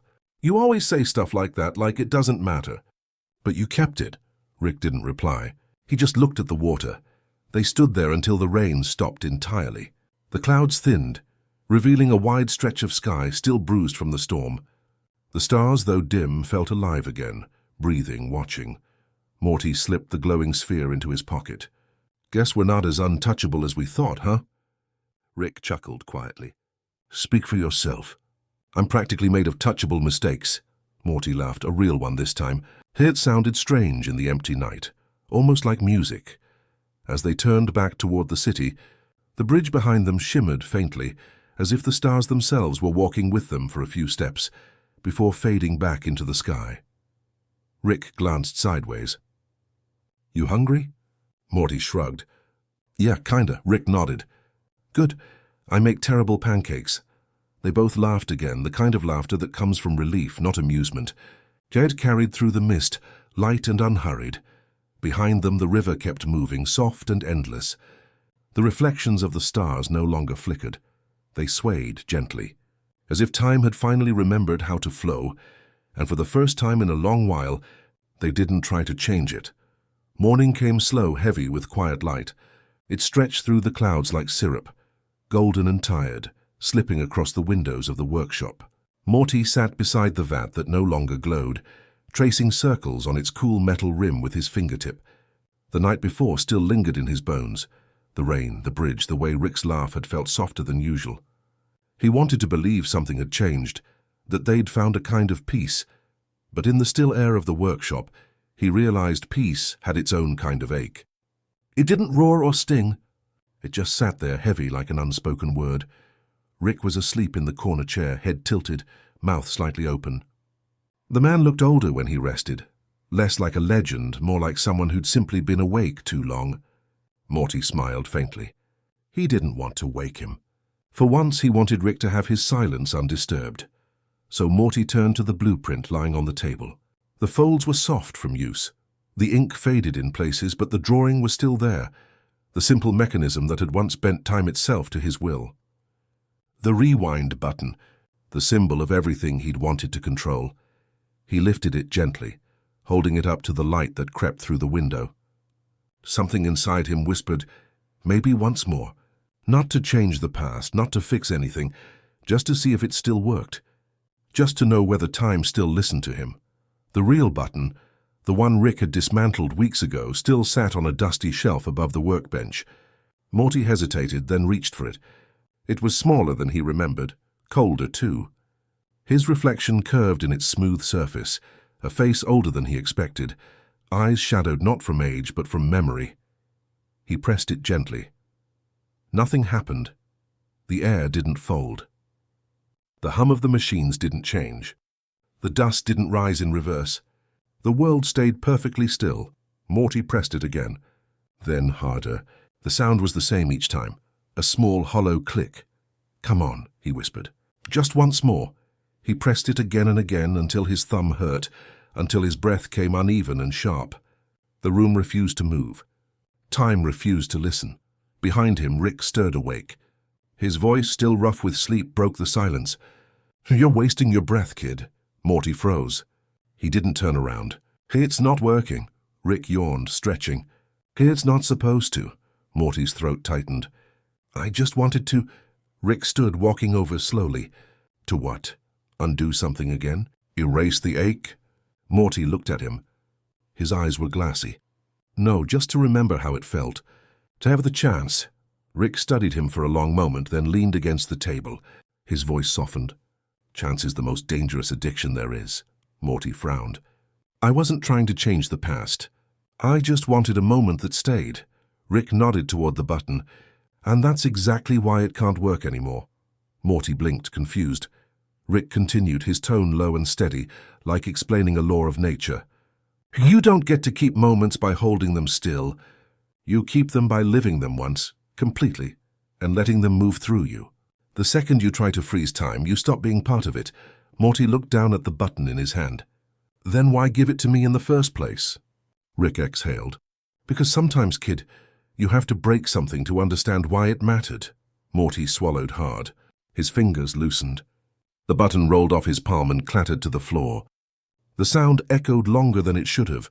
Rick didn't pick it up. He just watched as Morty knelt, staring at the tiny device like it was the last piece of something sacred. "I kept thinking," Morty said quietly, "if I could fix the bad parts, I could save the good ones. But now it all feels mixed together, like I can't tell them apart anymore." Rick crouched down beside him. "That's life. The good hides inside the bad. You don't get one without tasting the other." Morty's lip trembled. "So what do I do now?" Rick's smile was faint but warm. "You do the only thing left to do. You live through it. The room felt heavier but softer too, like grief and peace had found a way to share the same breath. Morty reached for the fallen button and placed it on the table. He didn't look at it again. Rick poured 2 mugs of something steaming, not alcohol but tea. Morty didn't ask when he'd started keeping it stocked. They sat together in silence, sipping slowly, watching the faint lines of daylight stretch across the floor. After a while, Rick spoke again, almost absently. "You know, every great invention is just a mirror. You think you're building a machine, but you're really building a reflection." Morty looked at him. "So what does this one show you?" Rick chuckled. "That I care more than I want to admit. And that pettiness makes for a lousy teacher." Morty smiled softly. "I don't think you're petty." Rick arched a brow. "Kid, I built an entire acid vat prank just to prove a point." They both laughed, not loudly, but long enough for it to ease something between them. The button sat quietly on the table, gleaming faintly in the morning light. It looked harmless now, just a piece of metal. No power, no temptation, just a relic of everything they'd learned the hard way.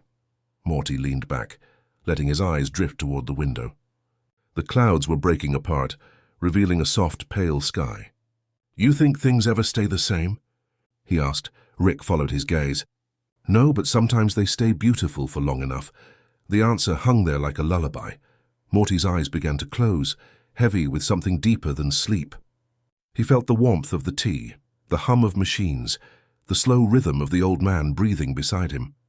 For the first time in what felt like forever, he didn't want to rewind anything. Outside, the stars lingered faintly even in daylight, like quiet witnesses refusing to leave just yet. Somewhere between that silence and the soft light spilling through the window, Morty felt it. A moment that didn't need to be undone, because it was already enough. The moment that stayed. The path home was longer than Morty remembered. The road curved through valleys still damp from the night before, each puddle holding a small trembling sky of its own. The world was quiet now, too quiet, and that silence pressed against his chest like a weight he couldn't shake off. His shoes sank slightly into the mud as he walked, step after slow step, as if the earth wanted him to stay and think a little longer before he reached the place he used to call safe. He didn't rush. He couldn't. The air smelled faintly of rain and old smoke. Somewhere far off, a bird called once, then again, as if trying to remind him that sound still existed. Morty's hands were buried in his pockets, his head low, his eyes following the cracks in the dirt. Every so often he'd stop and look behind him, half expecting the trail of footprints to disappear. He wasn't running away anymore. He wasn't sure he was returning either. Maybe he was just walking because it felt like the only thing left to do when nothing else made sense. When he reached the ridge, the sun was crawling up, painting the distant workshop in soft gold. The roof shimmered faintly with dew. From this distance, it didn't look like the place where they'd broken time and almost lost each other. It looked peaceful, like a house that had been forgiven. He stood there for a long while, letting the wind brush through his hair, carrying the faintest scent of metal, oil, and something warm. Then he took a deep breath and began the long walk down. Inside the workshop, Rick was already awake. He hadn't slept much, but he didn't look tired, just thoughtful. He stood by the open door, a mug in his hand, watching the horizon as if waiting for something he knew would eventually come. When Morty appeared at the edge of the hill, Rick didn't move right away. He just watched the boy's small figure growing closer, step by step. Morty stopped at the doorway. "Hey," he said quietly. Rick nodded once. "Hey." It was a simple word, but it landed like something meaningful. Morty looked down, kicking the dirt off his shoes before stepping inside. "You knew I'd come back?" Rick shrugged. "Didn't know. Just figured if you didn't, I'd have to go find you, and that sounded exhausting." Morty smiled faintly, though it didn't reach his eyes yet. "Yeah, well, I didn't really have anywhere else to go." Rick gestured toward the empty chair near the table. "Good thing this place has terrible hospitality. You fit right in." They sat across from each other. The table between them was cluttered with half-finished gadgets, wires, and a few tools that looked more like relics than instruments. A faint hum filled the air from a nearby generator, steady and familiar. Like a heartbeat neither of them talked about. For a while, they didn't say anything. The silence wasn't uncomfortable, it just was. Like two people standing beside a river, letting it speak for them. Finally, Morty broke it. I walked for a long time. Thought about a lot of stuff. Rick sipped his drink. That's dangerous. Thinking too much tends to cause ideas. Morty looked up, meeting his eyes. I wasn't thinking about inventions or anything. Just about people. About you. Rick tilted his head. Oh boy, that's worse. Morty ignored the joke. You ever think maybe we're just two sides of the same mistake? Rick frowned slightly. Explain. Morty leaned back, staring at the ceiling. You built machines to outrun pain. I followed you because I thought pain was something to escape. But the more we ran, the bigger it got. Maybe all this, all the portals, all the worlds, it's just us trying to keep from sitting still long enough to feel it. Rick didn't answer for a long time. His face softened, the usual spark of deflection fading. You're not wrong, he said quietly. But the difference is, I stopped running a long time ago. I just forgot how to stop moving. Morty's voice dropped. I think I'm ready to stop. Rick looked at him for a while, studying him like a scientist studying a new element. Curious, careful, maybe even a little proud. Then you're already smarter than I was at your age. Morty smiled faintly. How you mean, less stupid? Rick's lips twitched. Same thing. They sat there again in that long, slow quiet that felt almost sacred. The light through the window had shifted, turning the dust motes into tiny golden stars. Morty watched them float, remembering the first time he'd seen real ones out there in the void, how vast and terrifying they'd been. Now here in this quiet room they looked gentler, smaller, manageable. Rick, he said after a while, do you ever miss it? The chaos, I mean. The adventures. The noise. Rick thought about it, rubbing a hand over his chin. Sometimes. But that stuff's like fireworks. Looks amazing, makes you feel alive for a second, and then it's gone. What I miss more are the quiet seconds in between. The ones nobody remembers. Morty nodded slowly. Like the drive home after everything's over. Exactly. Outside, the wind picked up, brushing against the windows like a hand trying to remind them the world still moved. Rick stood and walked over to a drawer, rummaging through it until he pulled out a small folded cloth. Inside was a half-finished watch, Morty's first invention, abandoned weeks ago. He placed it in front of the boy. You forgot to finish this. Morty frowned. I thought it didn't matter anymore. Rick shook his head. That's not the point. Things don't have to matter to be worth finishing. Morty picked it up, running his fingers along the smooth metal. I don't even remember what it was supposed to do. Rick smiled. Then maybe it's time to decide that again. The boy nodded, setting the watch down and reaching for a screwdriver. The hum of the workshop grew steadier as he began to work, slow and careful. Rick watched in silence, the faintest trace of warmth in his eyes. As the sun rose higher, shadows shifted across the walls, tracing the outline of a life still being built from the ruins of mistakes and small mercies. Rick leaned back, closing his eyes. You know, Morty, he murmured, there's a kind of peace in walking back. It means you've stopped trying to arrive somewhere else.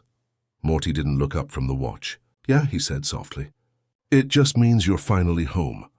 Outside, the day spread wide and bright, and the long walk that had started in silence ended not with answers, but with the quiet rhythm of two people learning how to stay.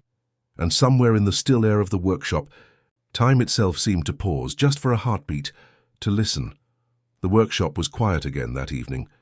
The air hung heavy with the scent of metal and ozone, the kind of smell that clings to moments long after they've ended. The lights flickered softly, half broken, and somewhere in the corner a small machine exhaled steam like a sigh.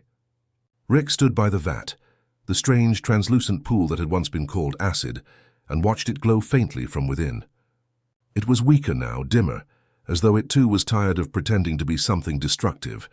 Morty entered quietly. His shoes barely made a sound on the concrete floor. For a moment he didn't speak. He just stood there beside the old man, both of them watching the gentle shimmer rise and fall across the surface of the liquid. It wasn't angry anymore. It wasn't even threatening. It was calm, like the slow heartbeat of a sleeping creature. I thought you said it was gone, Morty whispered. Rick didn't take his eyes off it. Thought so too. Guess some things don't dissolve as easily as you hope. Morty stepped closer, the soft light from the vat painting his face in rippling gold and blue. What's it doing now? Rick let out a small breath. It's remembering, Morty frowned. Remembering what? Rick finally turned his gaze toward him. Everything you tried to erase. The boy hesitated, glancing down. The surface shifted as though it had heard them, slow curling patterns forming and breaking apart like breath on glass. Shapes began to emerge in the reflection. Faint outlines, faces, moments. Morty's own face flickered there, laughing, crying, shouting, smiling. He saw hundreds of versions of himself layered one over the other, overlapping like ghosts caught in the same heartbeat. Some looked brave, some terrified. Some didn't look like him at all, but like who he might have become if time had been kinder. "I didn't mean to," he started. But the words fell apart before he could finish. Rick's voice softened, lower than usual. "You don't have to explain, kid. Nobody ever means to forget. It just happens when you start believing life's cleaner without the mess." The vat shimmered brighter for a moment, and Morty could see even more, tiny scenes looping like dreams trapped under glass. A hand reaching for another and pulling back. A smile that never found the right time to exist. A version of him standing alone beneath a falling star. All of it swirling together like a living memory. He took another step closer. "Is it showing me the rewinds?" Rick nodded. "Yeah, every time you hit that button, you didn't erase something. You just tucked it away in here, layer after layer, choice after choice. All those lives you didn't live are sleeping under that surface." Morty's hand trembled. "Then this isn't acid at all." Rick smiled faintly. "Never was." They stood there for a while, watching their reflections shift. The silence stretched, slow and sacred. Morty's heart ached with something he couldn't name. A mixture of guilt, nostalgia, and the quiet relief of finally being able to see what he'd lost. He reached out, stopping just before his fingers touched the surface. "What happens if I touch it?" Rick's eyes flickered with something like concern. "Depends what you're ready to remember." Morty hesitated, then let his fingertips graze the edge. The liquid rippled outward in perfect rings, soft and luminous. And then images bloomed. A younger Morty laughing with Summer in the backyard. A quiet dinner with his parents where nobody argued. The moment he first saw a new world through one of Rick's portals and whispered, "Wow." The countless small kindnesses he'd undone, the smiles, the apologies, the gentle words swallowed in favor of perfection. Each scene played out in silence, delicate as candlelight. Morty's throat tightened. His chest felt full of something both heavy and freeing. "I thought I was fixing things," he murmured. "I thought I was making life better." Rick looked down into the vat. His reflection was broken by the ripples, fractured into many faces. Everyone thinks that when they start trying to control what's already beautiful in its imperfection. Morty turned toward him. "You knew this would happen, didn't you?" Rick's lips curved into the faintest shadow of a smile. "I knew you'd have to see it for yourself. Lessons like this don't stick if they're handed to you." Morty stared into the vat again. The reflections began to slow, each one merging into the next until they formed one steady image. His face, calm and still, looking back at him. The boy and the reflection shared the same breath, the same quiet understanding. He whispered almost to himself, "So, every mistake I made, it's still here." Rick's voice softened to a near whisper. "Yeah, but that's not a bad thing. It means you lived." The light from the vat dimmed further, fading into a soft amber glow. Morty could almost hear the echoes of those lost versions sighing, finally at peace. It was as if every undone moment had found a resting place. He closed his eyes and let his hand fall away from the surface. "I don't hate it anymore," he said. Rick turned to look at him, surprise hidden under a thin veil of calm. "Hate what?" "The mess. The regret. The noise." Rick nodded slowly, almost proudly. "That's how you know you're growing up." Morty smiled, small but real. "Feels weird." "Like I'm learning how to breathe again." Rick smirked. "That's because for the first time in a long while you actually are." They stood there together, until the last light in the vat flickered out completely. The room dimmed, but it didn't feel empty. The air felt full, alive, with the weight of everything they'd seen. Morty finally spoke again, his voice softer than the hum of the machines. "So what do we do now?" Rick took a deep breath. "Nothing. Sometimes the best thing to do is just let things rest." Morty nodded. "Like the vat?" Rick chuckled quietly. "Like us." The workshop fell into silence. Only the faint ticking of Morty's unfinished watch echoed in the background, marking time as it should. Forward, steady, imperfect, alive. The boy turned one last time to look at the now still vat.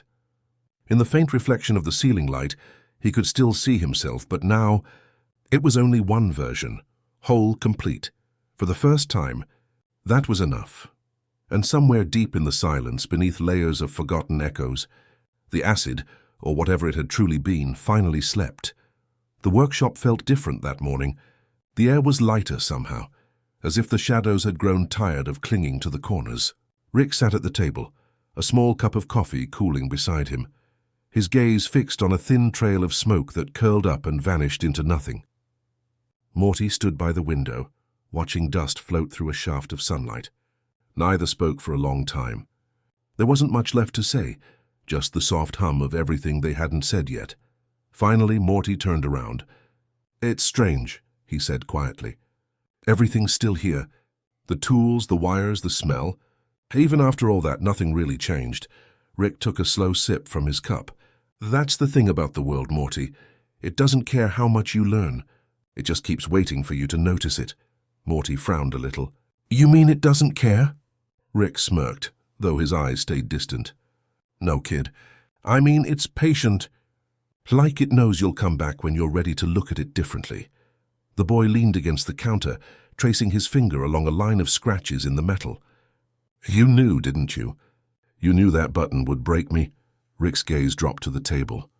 "Break you?" "No, show you?" "Yeah," Morty's voice grew softer. "Why? Why would you even make something like that?" Rick didn't answer at first. He turned the cup in his hand, the steam long gone, his reflection distorted in the dark liquid. His tone, when it came, was almost too quiet to hear. "Because I thought control was the only proof of intelligence. Every time I lost something, I wanted a button. Every mistake, every regret, I wanted a way to unmake it. I wanted to believe I could edit life like a bad equation." Morty stepped closer. "So you built it to prove you could," Rick nodded once. "Yeah, and I gave it to you to prove that I shouldn't have." Morty blinked, unsure if he heard that right. "What do you mean?" Rick leaned back, his eyes unfocused. "You know what happens when you start thinking you can fix everything? You stop feeling anything. Mistakes aren't just errors, Morty. They're roots. They're the only reason we grow." The boy stared at him, quiet. His voice, when it came, was slow and careful. "You made me live it." Over and over again, Rick didn't deny it. "Yeah, I did. Because you don't learn that kind of truth by hearing it. You learn it by hurting through it. You learn it when every perfect loop starts feeling like a cage." Morty sat down opposite him, folding his hands on the table. "You're saying you did it to teach me?" Rick shrugged, his expression unreadable. "I'm saying I did it because I didn't know how else to say sorry." The room went still. A faint sound of wind pushed through the cracked window. Morty looked down, then back up, his voice trembling slightly. "Sorry for what?" Rick's eyes softened, an expression Morty rarely saw. "For being the kind of man who thought knowledge was better than connection. For forgetting that sometimes it's okay to lose." The boy swallowed. His chest felt tight, but not in a painful way. More like something heavy was finally loosening. "You think that's why you built it? Not to prove a point, but because you were scared?" Rick gave a slow, tired smile. "Maybe.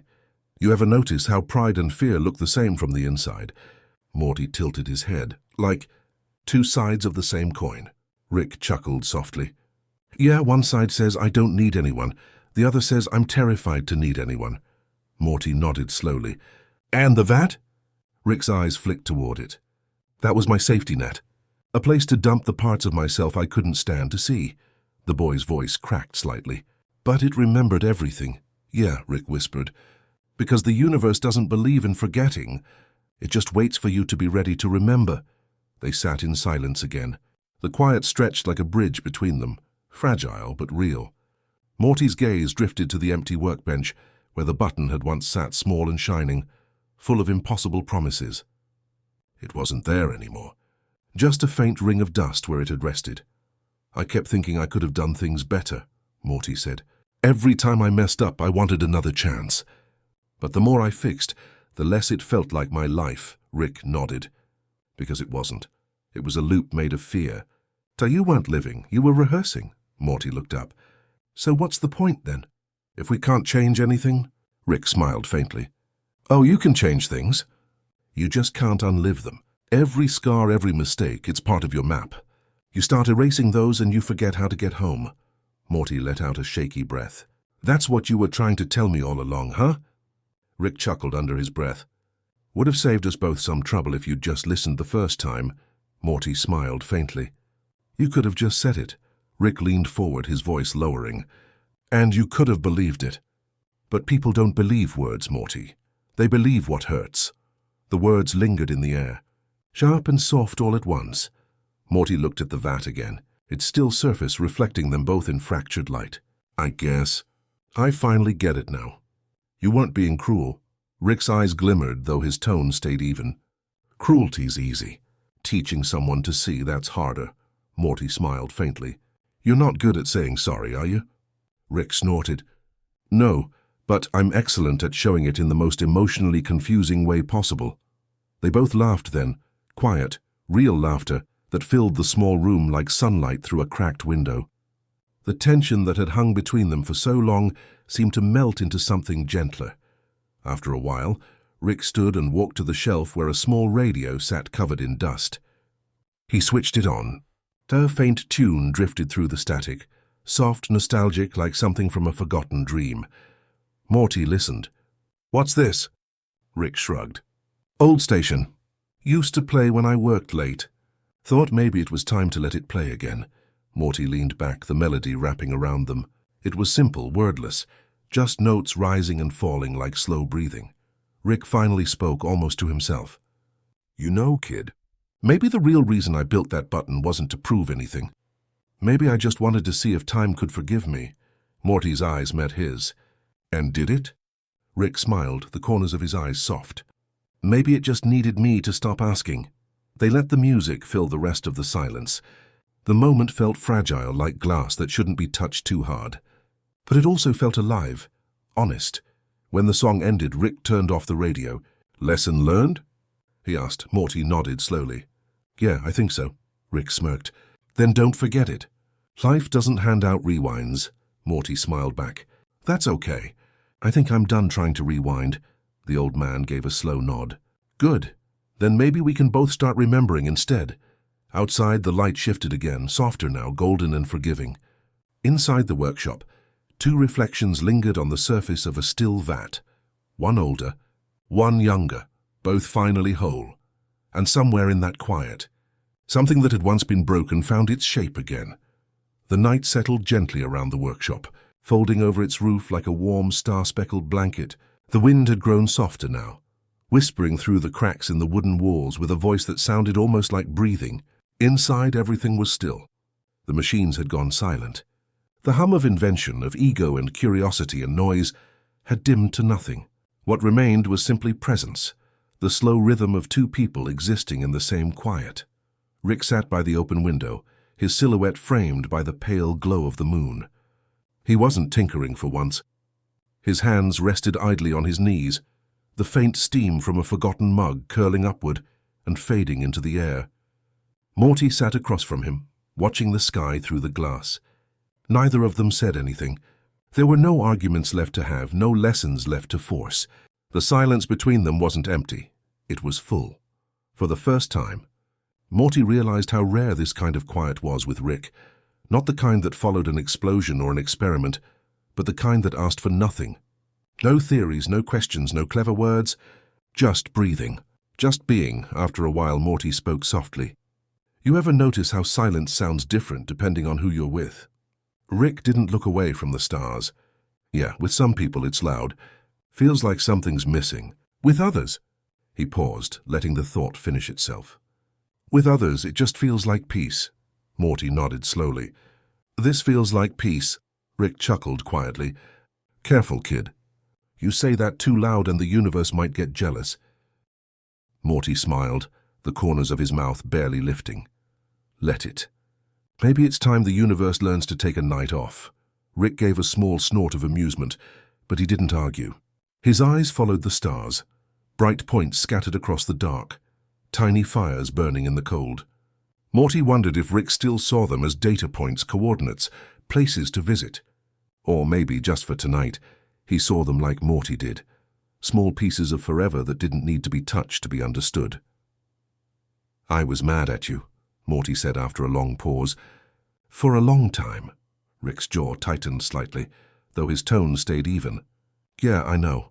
I thought you didn't care, Morty continued. When you built that button, when you made me live through all that, I thought you were just proving how smart you were.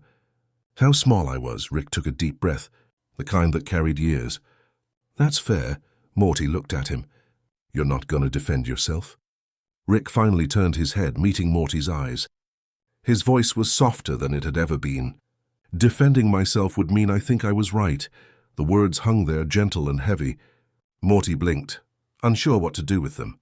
You regret it? Rick's gaze dropped to his hands. Regret's a tricky thing. It's like a shadow. You can't get rid of it by looking away. You just learn to walk with it.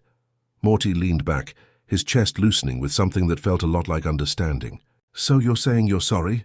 Rick smirked faintly. Don't push your luck, kid. I said I regret it. That's the older, uglier cousin of sorry. Morty laughed. A quiet, genuine laugh that surprised even him. The sound filled the room like light breaking through curtains. Rick chuckled too, the lines around his eyes softening. For a moment, they were just two tired souls sharing the same breath. No teacher, no student, no genius, no apprentice, just Rick and Morty. Finally meeting halfway after a while, Morty asked, Do you ever wish you could start over? Rick shook his head. Nah. Starting over means erasing everything that made you who you are. I think I've done enough erasing for one lifetime. Morty's eyes followed the movement of his hands, the way his fingers fidgeted slightly, a habit that used to irritate him, but now just looked human. You always act like you've got everything figured out, he said. But I think maybe you're still learning too. Rick smiled wryly. Don't tell anyone. It'll ruin my reputation. They both laughed again, softly. Then the laughter faded, replaced by something quieter, something tender. Rick's voice, when it returned, was low and thoughtful. You know, Morty, forgiveness isn't really about saying it's okay. It's about deciding not to keep bleeding from the same wound. Morty tilted his head. You mean even if it still hurts? Especially then. The boy let that settle in. He thought of all the loops, all the small lives that had passed through him like waves, how many times he'd tried to fix what didn't need fixing. And now, sitting here beside the man who had caused so much confusion and yet so much growth, he felt something strange, gratitude. You taught me something, he said softly. Even if you didn't mean to, Rick's brow lifted. Oh yeah, what's that? Morty smiled faintly. That love doesn't always look like what you expect. Sometimes it's messy. Sometimes it's loud. And sometimes... He glanced at the vat, where the faint shimmer still pulsed, slow and calm. Sometimes it looks like letting go. Rick was quiet for a long moment. When he spoke, his voice was rough around the edges. You're not wrong, kid. They both fell silent again. The air outside grew cooler, the stars dimmer. Somewhere in the distance, an owl called once, twice, then disappeared into the night. Rick poured the last of his coffee out the window, the dark liquid splattering softly onto the dirt below. Guess that's symbolic or something, he muttered. Morty smirked. How you think everything's symbolic? Rick turned to him with a faint grin. That's how I survive the boring parts. Morty leaned his head back against the wall. You ever think maybe the boring parts are the best ones? Rick blinked, as though the thought had never fully occurred to him. Maybe, he said after a pause. Maybe they're the only ones that mean anything. The moonlight shifted then, falling perfectly across their faces. Rick looked older under it, but softer too. Less of the man who fought the universe, more of the man who'd learned to sit with it. Morty closed his eyes, his voice barely above a whisper. You think it ever really ends? The running, the fixing, the noise. Rick looked at him for a long time before answering. Not until you decide it can. For the first time, Morty believed him.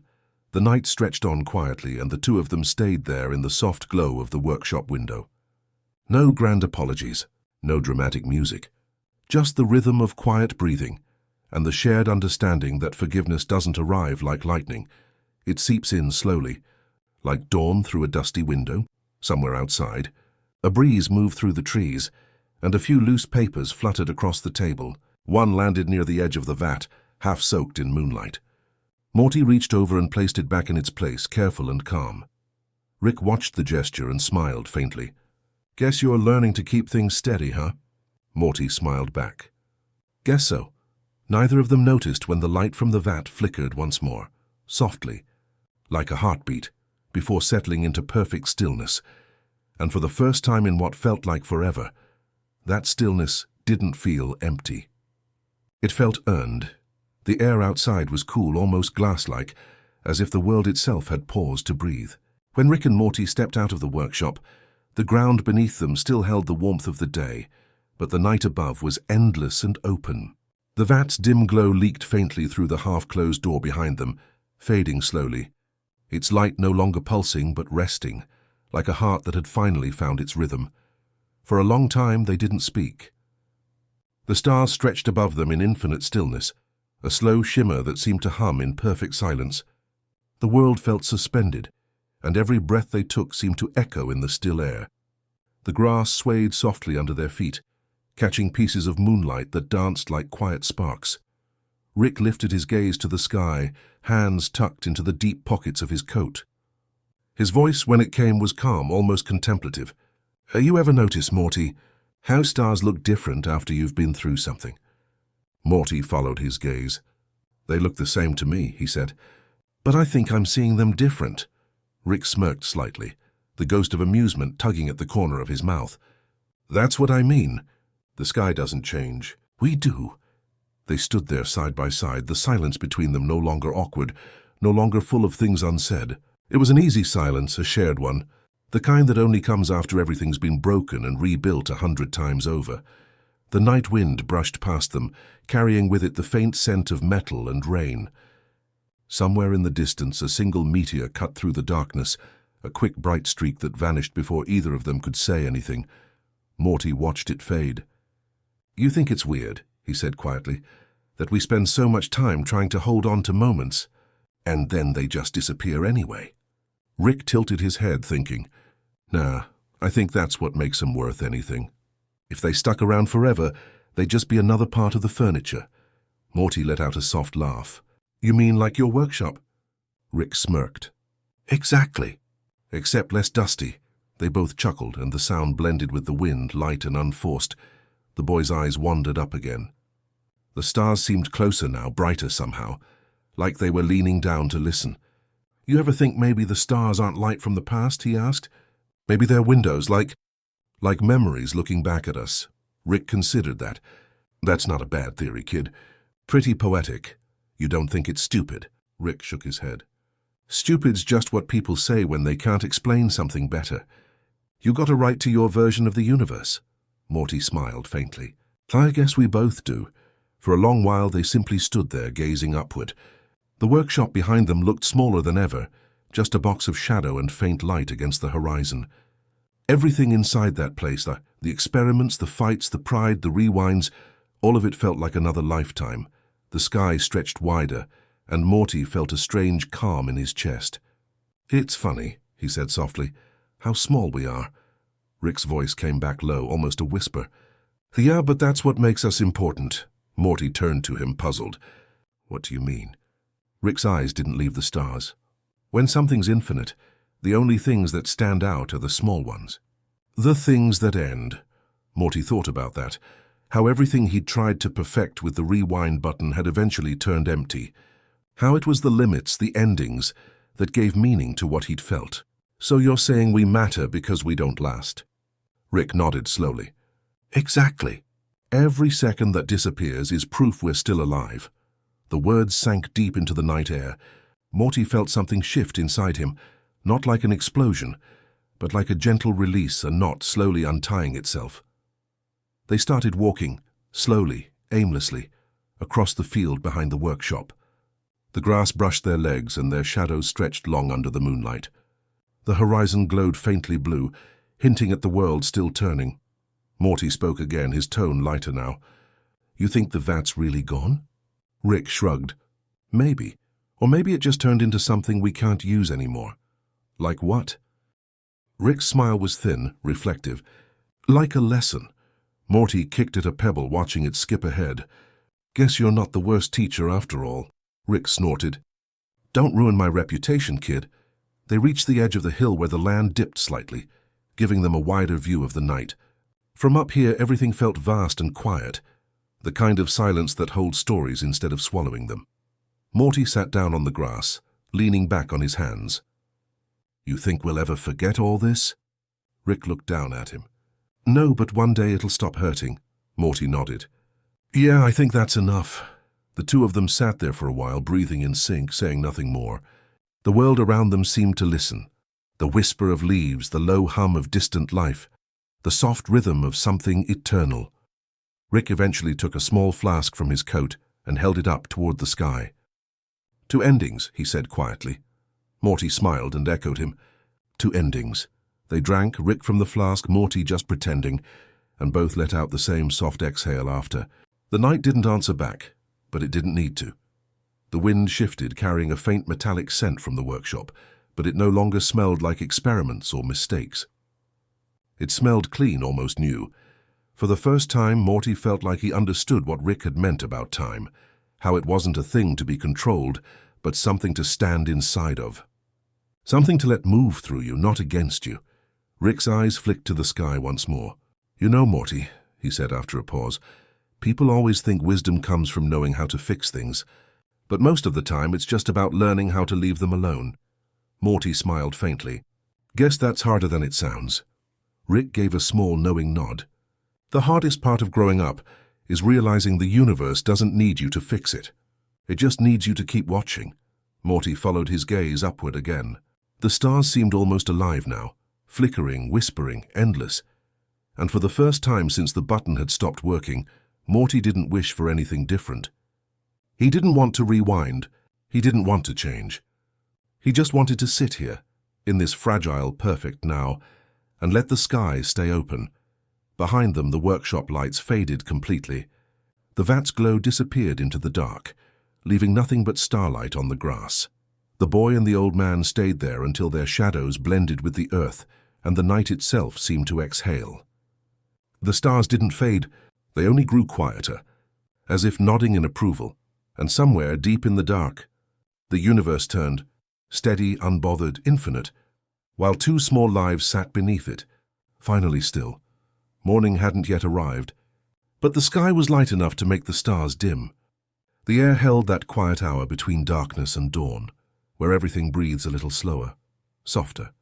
Rick and Morty sat in the stillness, the silence stretching between them like silk, light, thin, and endless. It was not an empty silence anymore, but one full of small understandings, like quiet echoes of everything they had lived through. The workshop behind them no longer hummed. Its light had faded, its machines asleep. Even the faint buzz of the vat had gone. Only the soft rhythm of the wind remained, moving through the grass like memory through a half-remembered dream. Morty leaned back on his elbows, watching the horizon shift from indigo to pale blue.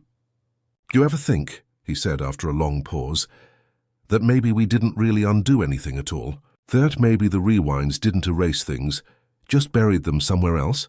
Rick tilted his head slightly, his hair catching the faint glow of early light. "Yeah," he murmured. "That's the trouble with pretending time's a toy.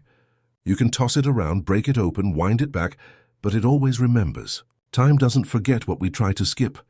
Morty smiled faintly, a tired, knowing smile. "So it remembers everything I erased."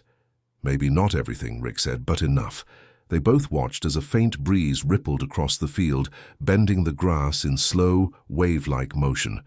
The sight reminded Morty of the loops he used to live in, the way each rewind had felt clean at first, like wiping a mirror, only for the reflection to cloud again with something invisible. "I can still feel them," he said softly. "The other moments. The ones that didn't stay.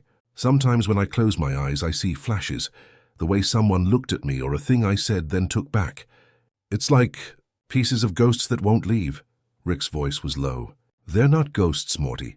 They're just the parts of you that didn't get to live. You owe them memory." Morty turned to look at him. "Is that supposed to make me feel better?" Rick shrugged lightly. "It's not supposed to do anything. Feelings aren't assignments. They just show up when you're ready." Morty exhaled slowly, his breath fogging in the cool air. "It's weird," he said, "how I wanted everything to be perfect. Every smile right, every word clean. But now when I think about it, The best parts and the ones that actually mattered and were the mistakes. Rick smiled, faint and crooked. Now you're starting to sound like me. I think that's the first time that's ever sounded like a compliment, Morty said, his voice softening into laughter. Rick's chuckle came through like gravel warmed by sun. Don't push your luck, kid. The field began to brighten as the sun crept nearer the edge of the earth. The stars were fading now, one by one, until only the faintest glimmers remained, tiny specks clinging to the thinning darkness. Morty watched them go, feeling an ache he couldn't quite name. He remembered the first time he'd pressed the button, how alive it had felt, like holding lightning in his hand. How powerful, how right! And now sitting here with his legs folded under him and the dew soaking into his shoes, he realized that power had never made him free. It had just made him smaller. Rick broke the silence with a quiet observation. You ever notice, he said, how when you stop trying to control something, it finally starts to make sense? Morty looked at him. You think that's what we've been doing wrong all this time? Rick took his time answering. I think we spend most of our lives trying to tidy up the messes that made us human. We chase clean versions of ourselves. But every loop you ran, every mistake you fixed, you were just sweeping the floor of the same room. You never stepped outside, Morty let those words settle. The idea of stepping outside felt heavy, like standing on the edge of something infinite and fragile. And now? He asked. Rick's eyes flicked toward the horizon. Now we're finally outside. The boy thought about all the loops he'd lived. Thousands of them, maybe millions, each one erased, replaced, or left behind. He imagined them now as circles drawn in dust, each one faint, overlapping, some broken, some whole, a quiet constellation of choices. I don't want to forget them, Morty said. Even the bad ones. Especially the bad ones. Rick nodded slowly. Then don't. For a while they said nothing more. The field began to glow with early morning light, and the air smelled faintly of earth and metal. A bird began to sing somewhere distant, its song thin and hesitant, as if unsure of the new day. Morty closed his eyes and listened. Every note reminded him of something he couldn't quite recall. A laugh, a face, a moment that once existed and didn't anymore. But instead of sadness, he felt peace. Like remembering wasn't the same as missing. Rick stretched out on the grass beside him, one arm behind his head. You know, Morty, he said lazily, most people think progress means moving forward, but I think it's more like remembering where you've already been. Morty smiled, eyes still closed. So progress is remembering. Remembering without trying to fix, Rick replied. That's the hard part. Morty lay there quiet, the sky slowly brightening above him. The stars had almost all disappeared now, but in the pale light, he imagined he could still see their faint trails, reminders of the loops that once were, of all the tiny lives he'd lived and let go. He thought about each of them, the forgotten versions of himself who'd tried to be perfect, kind, brave, or clever. He whispered almost to himself, "Thank you." Rick turned his head slightly.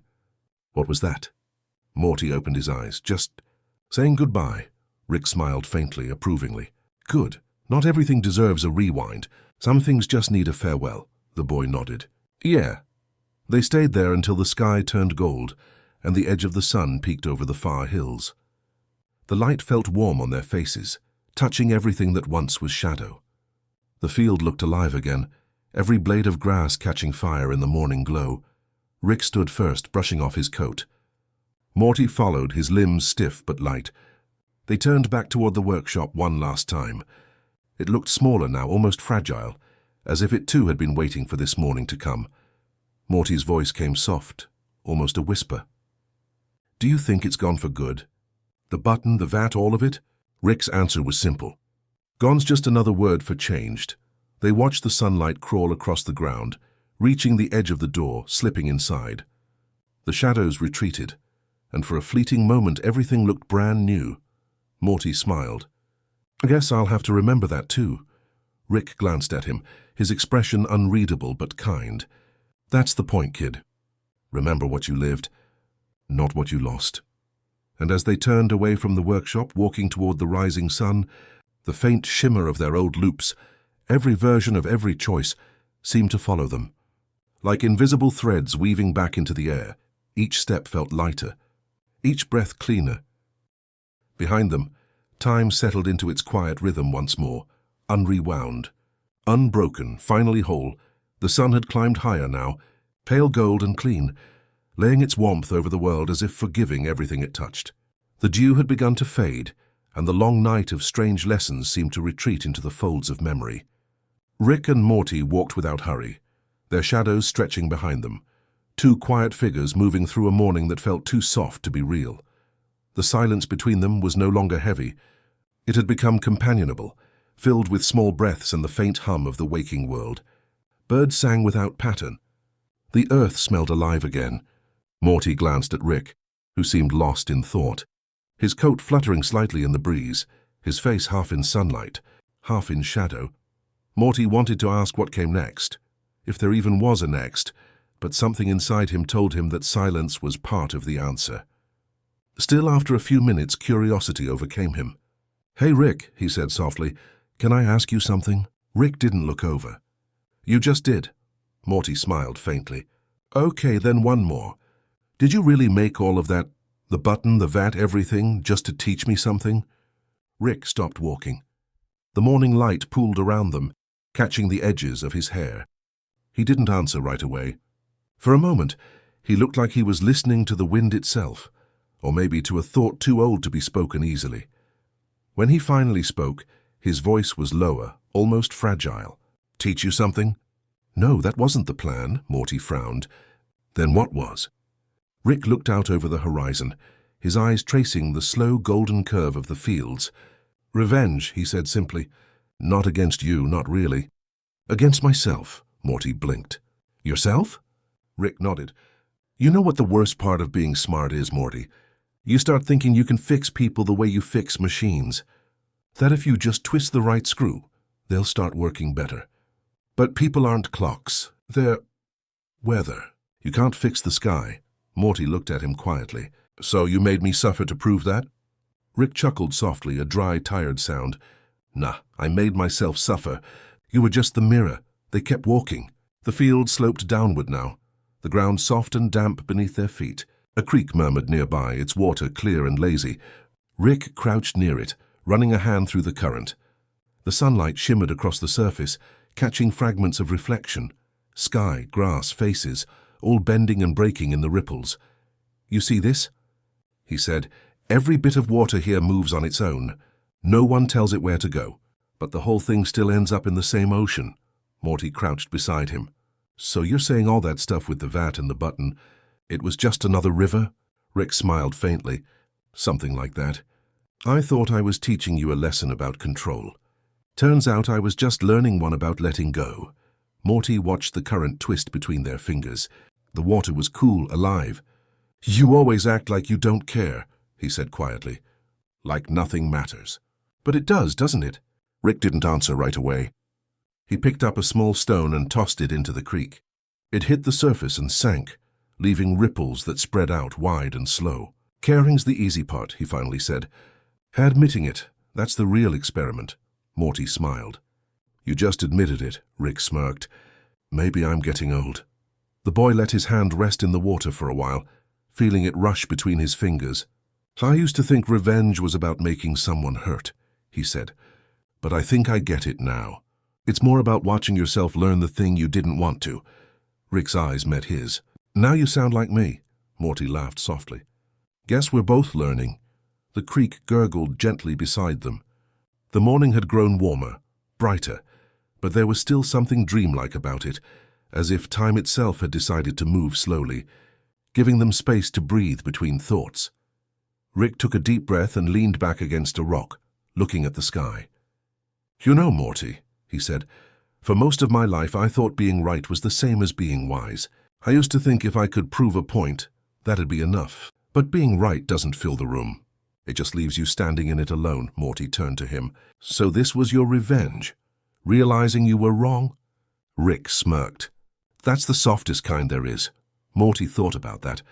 The loops, the rewinds, the endless corrections. All of it had been about trying to get it right. But now, sitting here beside Rick, surrounded by nothing but moving water and gentle air, he realized maybe right was the wrong word all along. Maybe what mattered was real. "Do you think we'll ever stop making mistakes?" Morty asked. Rick chuckled. "God, I hope not." "That's where all the good stuff hides." They both smiled. The wind rustled the tall grass around them, carrying the scent of wet earth and faint metal from the workshop they'd left behind. The smell was familiar, but softer now, no longer sharp or sterile, but warm. Morty watched as the ripples in the water slowly faded, the surface turning calm again. "It's weird," he said. "I thought revenge would feel sharp. But this feels quiet," Rick nodded. "That's the trick. Real revenge isn't loud. It's peace. The kind that sneaks up on you after the noise is gone." They sat like that for a while, saying nothing more. The day unfolded slowly around them, like a slow-moving dream. The grass shimmered, the creek hummed, and the air buzzed softly with life. Finally, Rick stood and brushed the dirt off his coat. "Come on," he said. "Let's head back. I think the universe finally decided to forgive us." Morty smiled, rising to his feet. "You think it actually forgives people?" Rick gave a half shrug. "Maybe not. But it forgets eventually, and that's close enough." As they walked away from the creek, the water behind them caught the sunlight one last time, a flash of gold, a reflection of two figures passing quietly through the world. Morty glanced back over his shoulder. "So this was it? Your big plan?" Rick chuckled softly. "Yeah, the pettiness of a genius. Teaching the universe how to laugh at me." Morty shook his head with a smile. "You're weird, Rick." "Yeah," Rick said. "But you're still here. That's revenge enough." They walked on until the sound of the creek faded into the wind, until even the memories of the loops felt far away. The morning light followed them, soft and forgiving. And somewhere behind them, in the gentle ripples of the water, their reflections drifted apart, not as teacher and student, not as maker and mistake, but simply as two travelers who had finally stopped fighting time. The softest revenge was complete, not in victory, but in release. The sun dipped low and the world around them turned a tender shade of amber. The day's long quiet had softened into something slower, something like forgiveness. The two travelers, old man and boy, mentor and pupil, Rick and Morty, moved through the fading light in silence. The warmth of the day lingered on their faces, but the air had begun to cool, hinting at the stillness of night that would soon arrive. They found a small rise overlooking a wide valley. The grass swayed like a slow ocean under the dusk wind, and the first stars trembled faintly above them. Rick set down his pack and sank onto the ground with a weary sigh.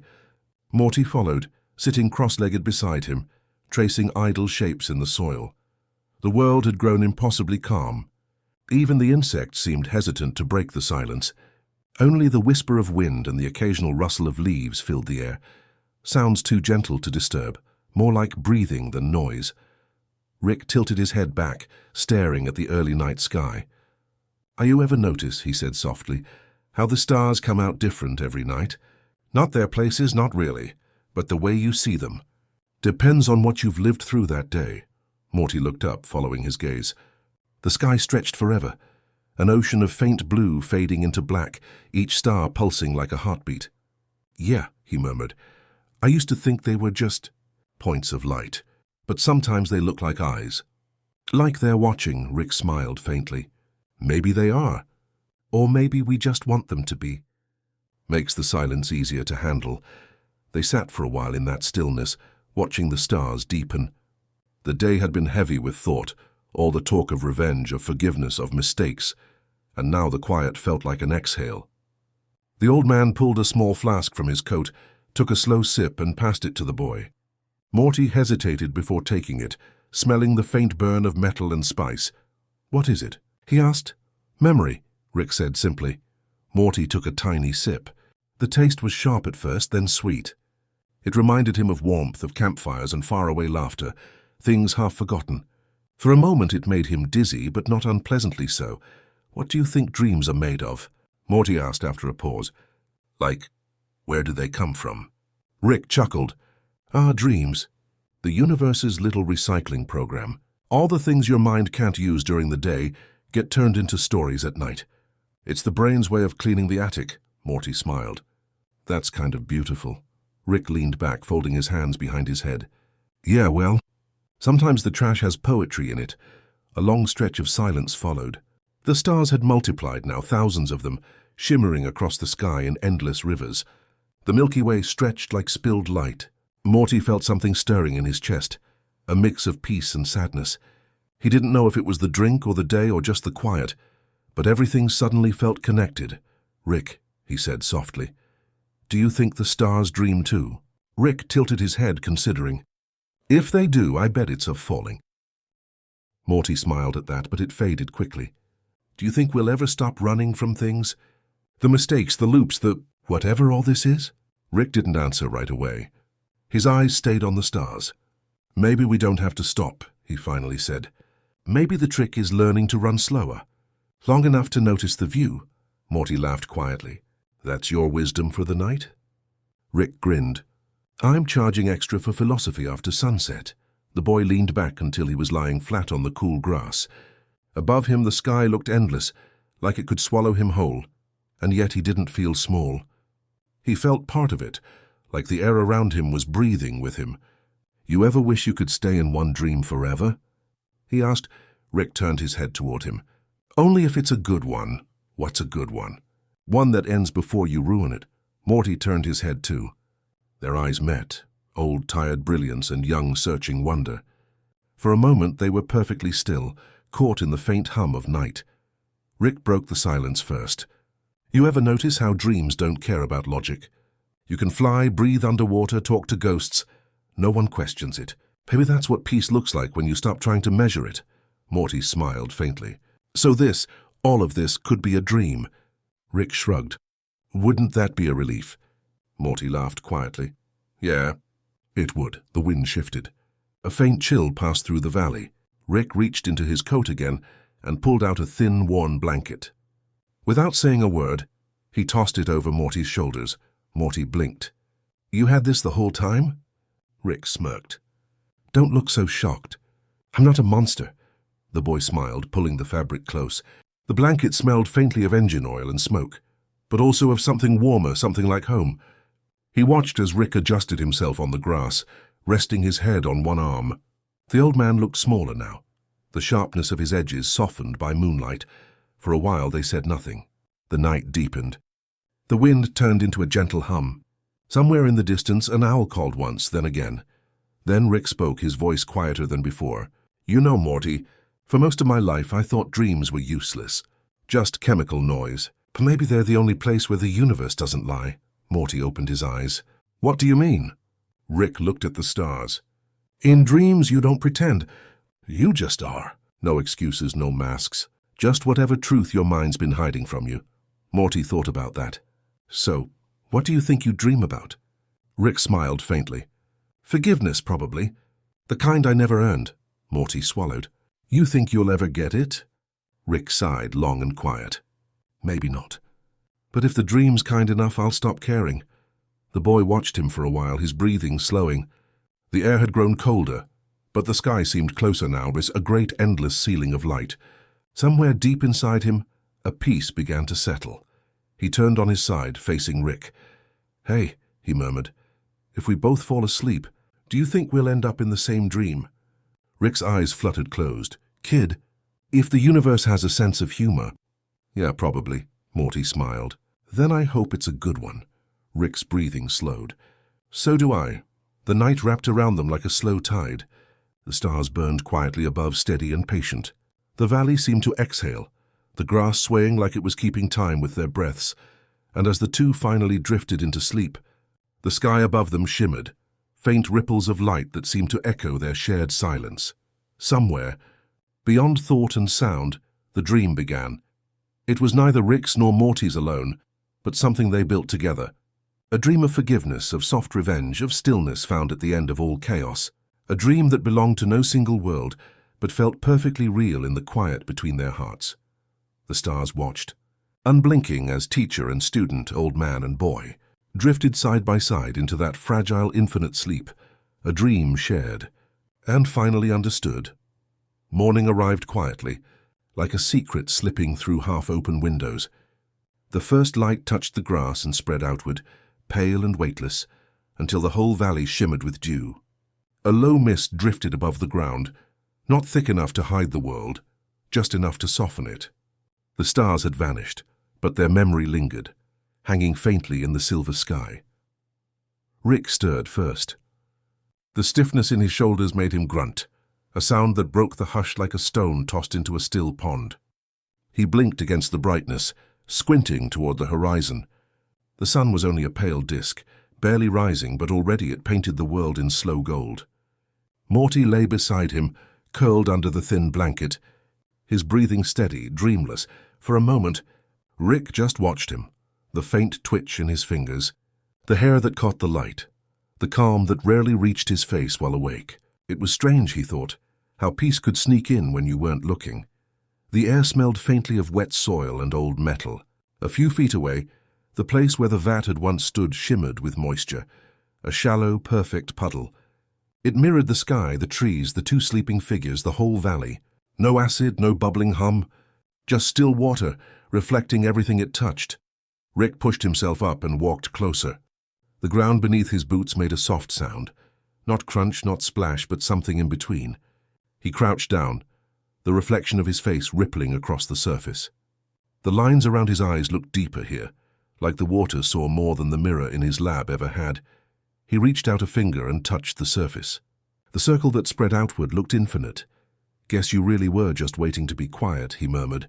Morty stirred behind him, a groggy sound caught between a sigh and a question. "Rick?" Rick glanced back. "Morning, kid." Morty sat up slowly, rubbing his eyes. "What time is it?" Rick smirked. "Time. You really still want to measure that after all this?" Morty groaned softly, stretching. "Guess not. Just feels weird to wake up and not, fix something." Rick turned back to the puddle. "Maybe nothing's broken anymore." Morty got up, walked over and stood beside him. The reflection caught both of them now. A man and a boy. One tired, one uncertain, both silent. The puddle held them perfectly still, as if afraid to disturb the fragile peace of morning. "It's gone," Morty said softly. "The vat," Rick nodded. "Yeah, it knew when to quit. Better than I ever did." For a long while they said nothing. The wind moved gently through the grass, carrying the faint scent of rain and metal. Somewhere distant, a bird began to call. Slow, rhythmic, as if announcing the start of a new shift in the universe. Morty crouched down, touching the water as Rick had. "It's warm," he said. "I thought it'd be cold." Rick smiled faintly. "It kept the heat from every mistake you threw at it. Guess that's one way to stay alive." Morty watched the ripples fade. "Do you ever think," he said slowly, "that maybe the vat wasn't what we thought it was? Maybe it wasn't supposed to destroy things. Maybe it just remembered them." Rick's eyes narrowed a little, thoughtful. "That's the thing about memory, Morty. You can't erase it. You can drown it, burn it, bury it under clever inventions, but it crawls back. Sometimes in dreams, sometimes in puddles." Morty looked up at him. "So what do we do now?" Rick exhaled, a sound somewhere between a laugh and a sigh. "We walk, maybe grab breakfast. Maybe build something that doesn't ruin us for once." Morty grinned faintly. "A coffee machine that doesn't explode." Rick raised an eyebrow. "Now you're dreaming small." They both laughed, not loudly, but enough to break the long silence that had stretched since dawn. It felt good, almost sacred. As they turned away from the puddle, Morty glanced back one last time. The water had caught the full light of the sun now, and it shimmered like liquid glass. He thought he saw something move beneath the surface. Faint outlines of faces, maybe, or echoes of the lives he'd lived through the rewinds. But when he blinked, the image was gone. Only the reflection of the sky remained. "Rick," he said after a moment, "do you ever wish you could see all the versions of us at once? Like every choice we didn't make, every path we didn't take?" Rick chuckled. "I've seen enough, kid. One version of me is more than anyone should handle. But what if one of them got it right?" Rick stopped walking. The morning light caught his profile, all hard lines and soft fatigue. "Then I hope that version's still asleep somewhere," he said. "And I hope he never wakes up." They walked for a while, following a faint trail through the grass. The mist began to lift, revealing the world in gentle layers, broken fence posts, half-buried wires, the skeletons of forgotten inventions scattered like fossils. It looked less like destruction now and more like memory laid bare. Morty slowed his pace. "You think the vat left anything behind?" Rick looked over his shoulder. "You mean like a souvenir?" "Yeah," Morty said quietly. "Something to remind us it was real." Rick patted his coat pocket. "I've got plenty of reminders. A few burns, a handful of bad dreams, and your endless questions. Morty smiled. That's fair. They kept walking until the ground turned firm and dry, the grass giving way to patches of smooth stone. In the distance, a faint hum echoed, the sound of a generator maybe, or the heartbeat of the workshop waiting for them. Rick glanced toward it, then at Morty. You know, he said, there's something about the morning after. It always makes everything look cleaner than it really is. Give it a few hours and the cracks start showing again. Morty thought about that. Then maybe the trick is to keep walking before they do. Rick gave him a sidelong look, a small grudging nod of approval. Not bad, kid. They reached the ridge where the valley began to drop away. From here they could see everything. The wide horizon, the faint shimmer of rivers in the distance, and above it all the rising sun painting the world in gold. Rick stood there for a while, silent. Morty stood beside him, their shadows stretching long behind them. Finally Rick spoke. You know what I think the vat was, Morty? Morty turned to him. What? A mirror. Not the kind that shows your face, the kind that shows your pattern. Every mistake you repeat, every lesson you refuse to learn. It just kept reflecting until you couldn't lie to yourself anymore. Morty's voice was soft. And when we finally saw it for what it was, it disappeared. Rick nodded. Exactly. They stood there a little longer, letting the morning light warm their faces. The world was quiet, not empty, not sad, just quiet in a way that invited breathing. As they turned back toward the workshop, Morty glanced once more at the valley behind them. The puddle was gone now. Only a shimmer of damp earth remained, catching the sun for a final second before fading completely. Rick noticed the look on his face. What is it? Morty smiled faintly. Nothing. Just thought I saw the stars again. Rick smirked. You probably did. They've got a bad habit of following us around. And with that they walked on, two figures outlined by morning light, heading toward whatever waited beyond the next quiet hill. The world behind them glowed gently, as if still remembering their footsteps, somewhere far above. The sky rippled once, the faintest echo of a dream that refused to fade. Night returned as if it had been waiting patiently beyond the edge of the horizon. The sun's warmth folded itself into silence, leaving behind a sky brushed in deep indigo. The stars came slowly, like shy guests at a long-forgotten gathering, blinking one by one until the whole dome above shimmered with quiet light. The world breathed again. Rick and Morty sat on the ridge they had found that morning, the same one where the grass bowed gently to the wind. They hadn't spoken much all day. The air between them had been heavy but calm, like the pause that comes after a song ends but before the applause begins. Down below, where the vat once stood, the earth had already begun to heal. Wildflowers leaned toward the spot, their petals pale and open, drinking in the night air. It looked nothing like the place of bubbling acid it once was. It was softer now, sacred even, as if the ground itself had decided to forgive what had been done upon it. Morty leaned back, hands behind his head, gazing up at the sprawl of stars. You think it's really over this time? He asked. Rick's voice came low, rough around the edges. Over's a funny word. Things don't really end, Morty. They just get quieter. Morty smiled faintly. Quieter's nice. Rick took a sip from the flask he'd brought, then stared at it like it held some secret he'd missed. Yeah, he muttered. Nice is rare. For a while there was only the hum of the night, crickets hidden in the tall grass, wind brushing over the rocks, the slow, steady rhythm of the universe forgetting and remembering itself at once. Morty spoke again, his voice soft and distant. You ever think maybe we're just one big mistake that got lucky enough to learn? Rick chuckled. Every day, kid. Every damn day. Morty turned his head. Do you regret it? Rick didn't answer right away. The stars flickered across his face like fading sparks. Regret's just love that stayed too long, he finally said. And I've got plenty of both. Morty let the words linger, sinking into the still air. The vat's old resting place shimmered faintly below them, not with light, but with memory, a pale reflection of the moon rippling over the shallow earth. After a while, Morty stood up and dusted off his jacket. Can we go look at it? One last time? Rick shrugged. Sure, why not? The universe isn't going anywhere. They descended slowly, their footsteps muffled by the grass. The valley was colder now, and each breath came out like soft clouds. When they reached the hollow, they found the puddle gone. The soil had dried completely. Yet when Morty crouched and brushed his hand across it, a faint shimmer followed, like the ground was alive just beneath the surface. "It's still here," he whispered. Rick nodded. "Some things don't vanish. They just change states," Morty smiled. "Like us." Rick didn't answer, but a ghost of a grin tugged at his mouth. They stood there for a while, side by side. Above them, the constellations burned brighter than they had in nights past. It felt like the sky itself had grown closer. Or maybe, Morty thought, they had finally stopped running from it. He crouched again, this time pressing his palm flat to the dirt. "I can still feel it, like it's breathing." Rick looked down at him, his eyes softer than usual. "That's just you, Morty.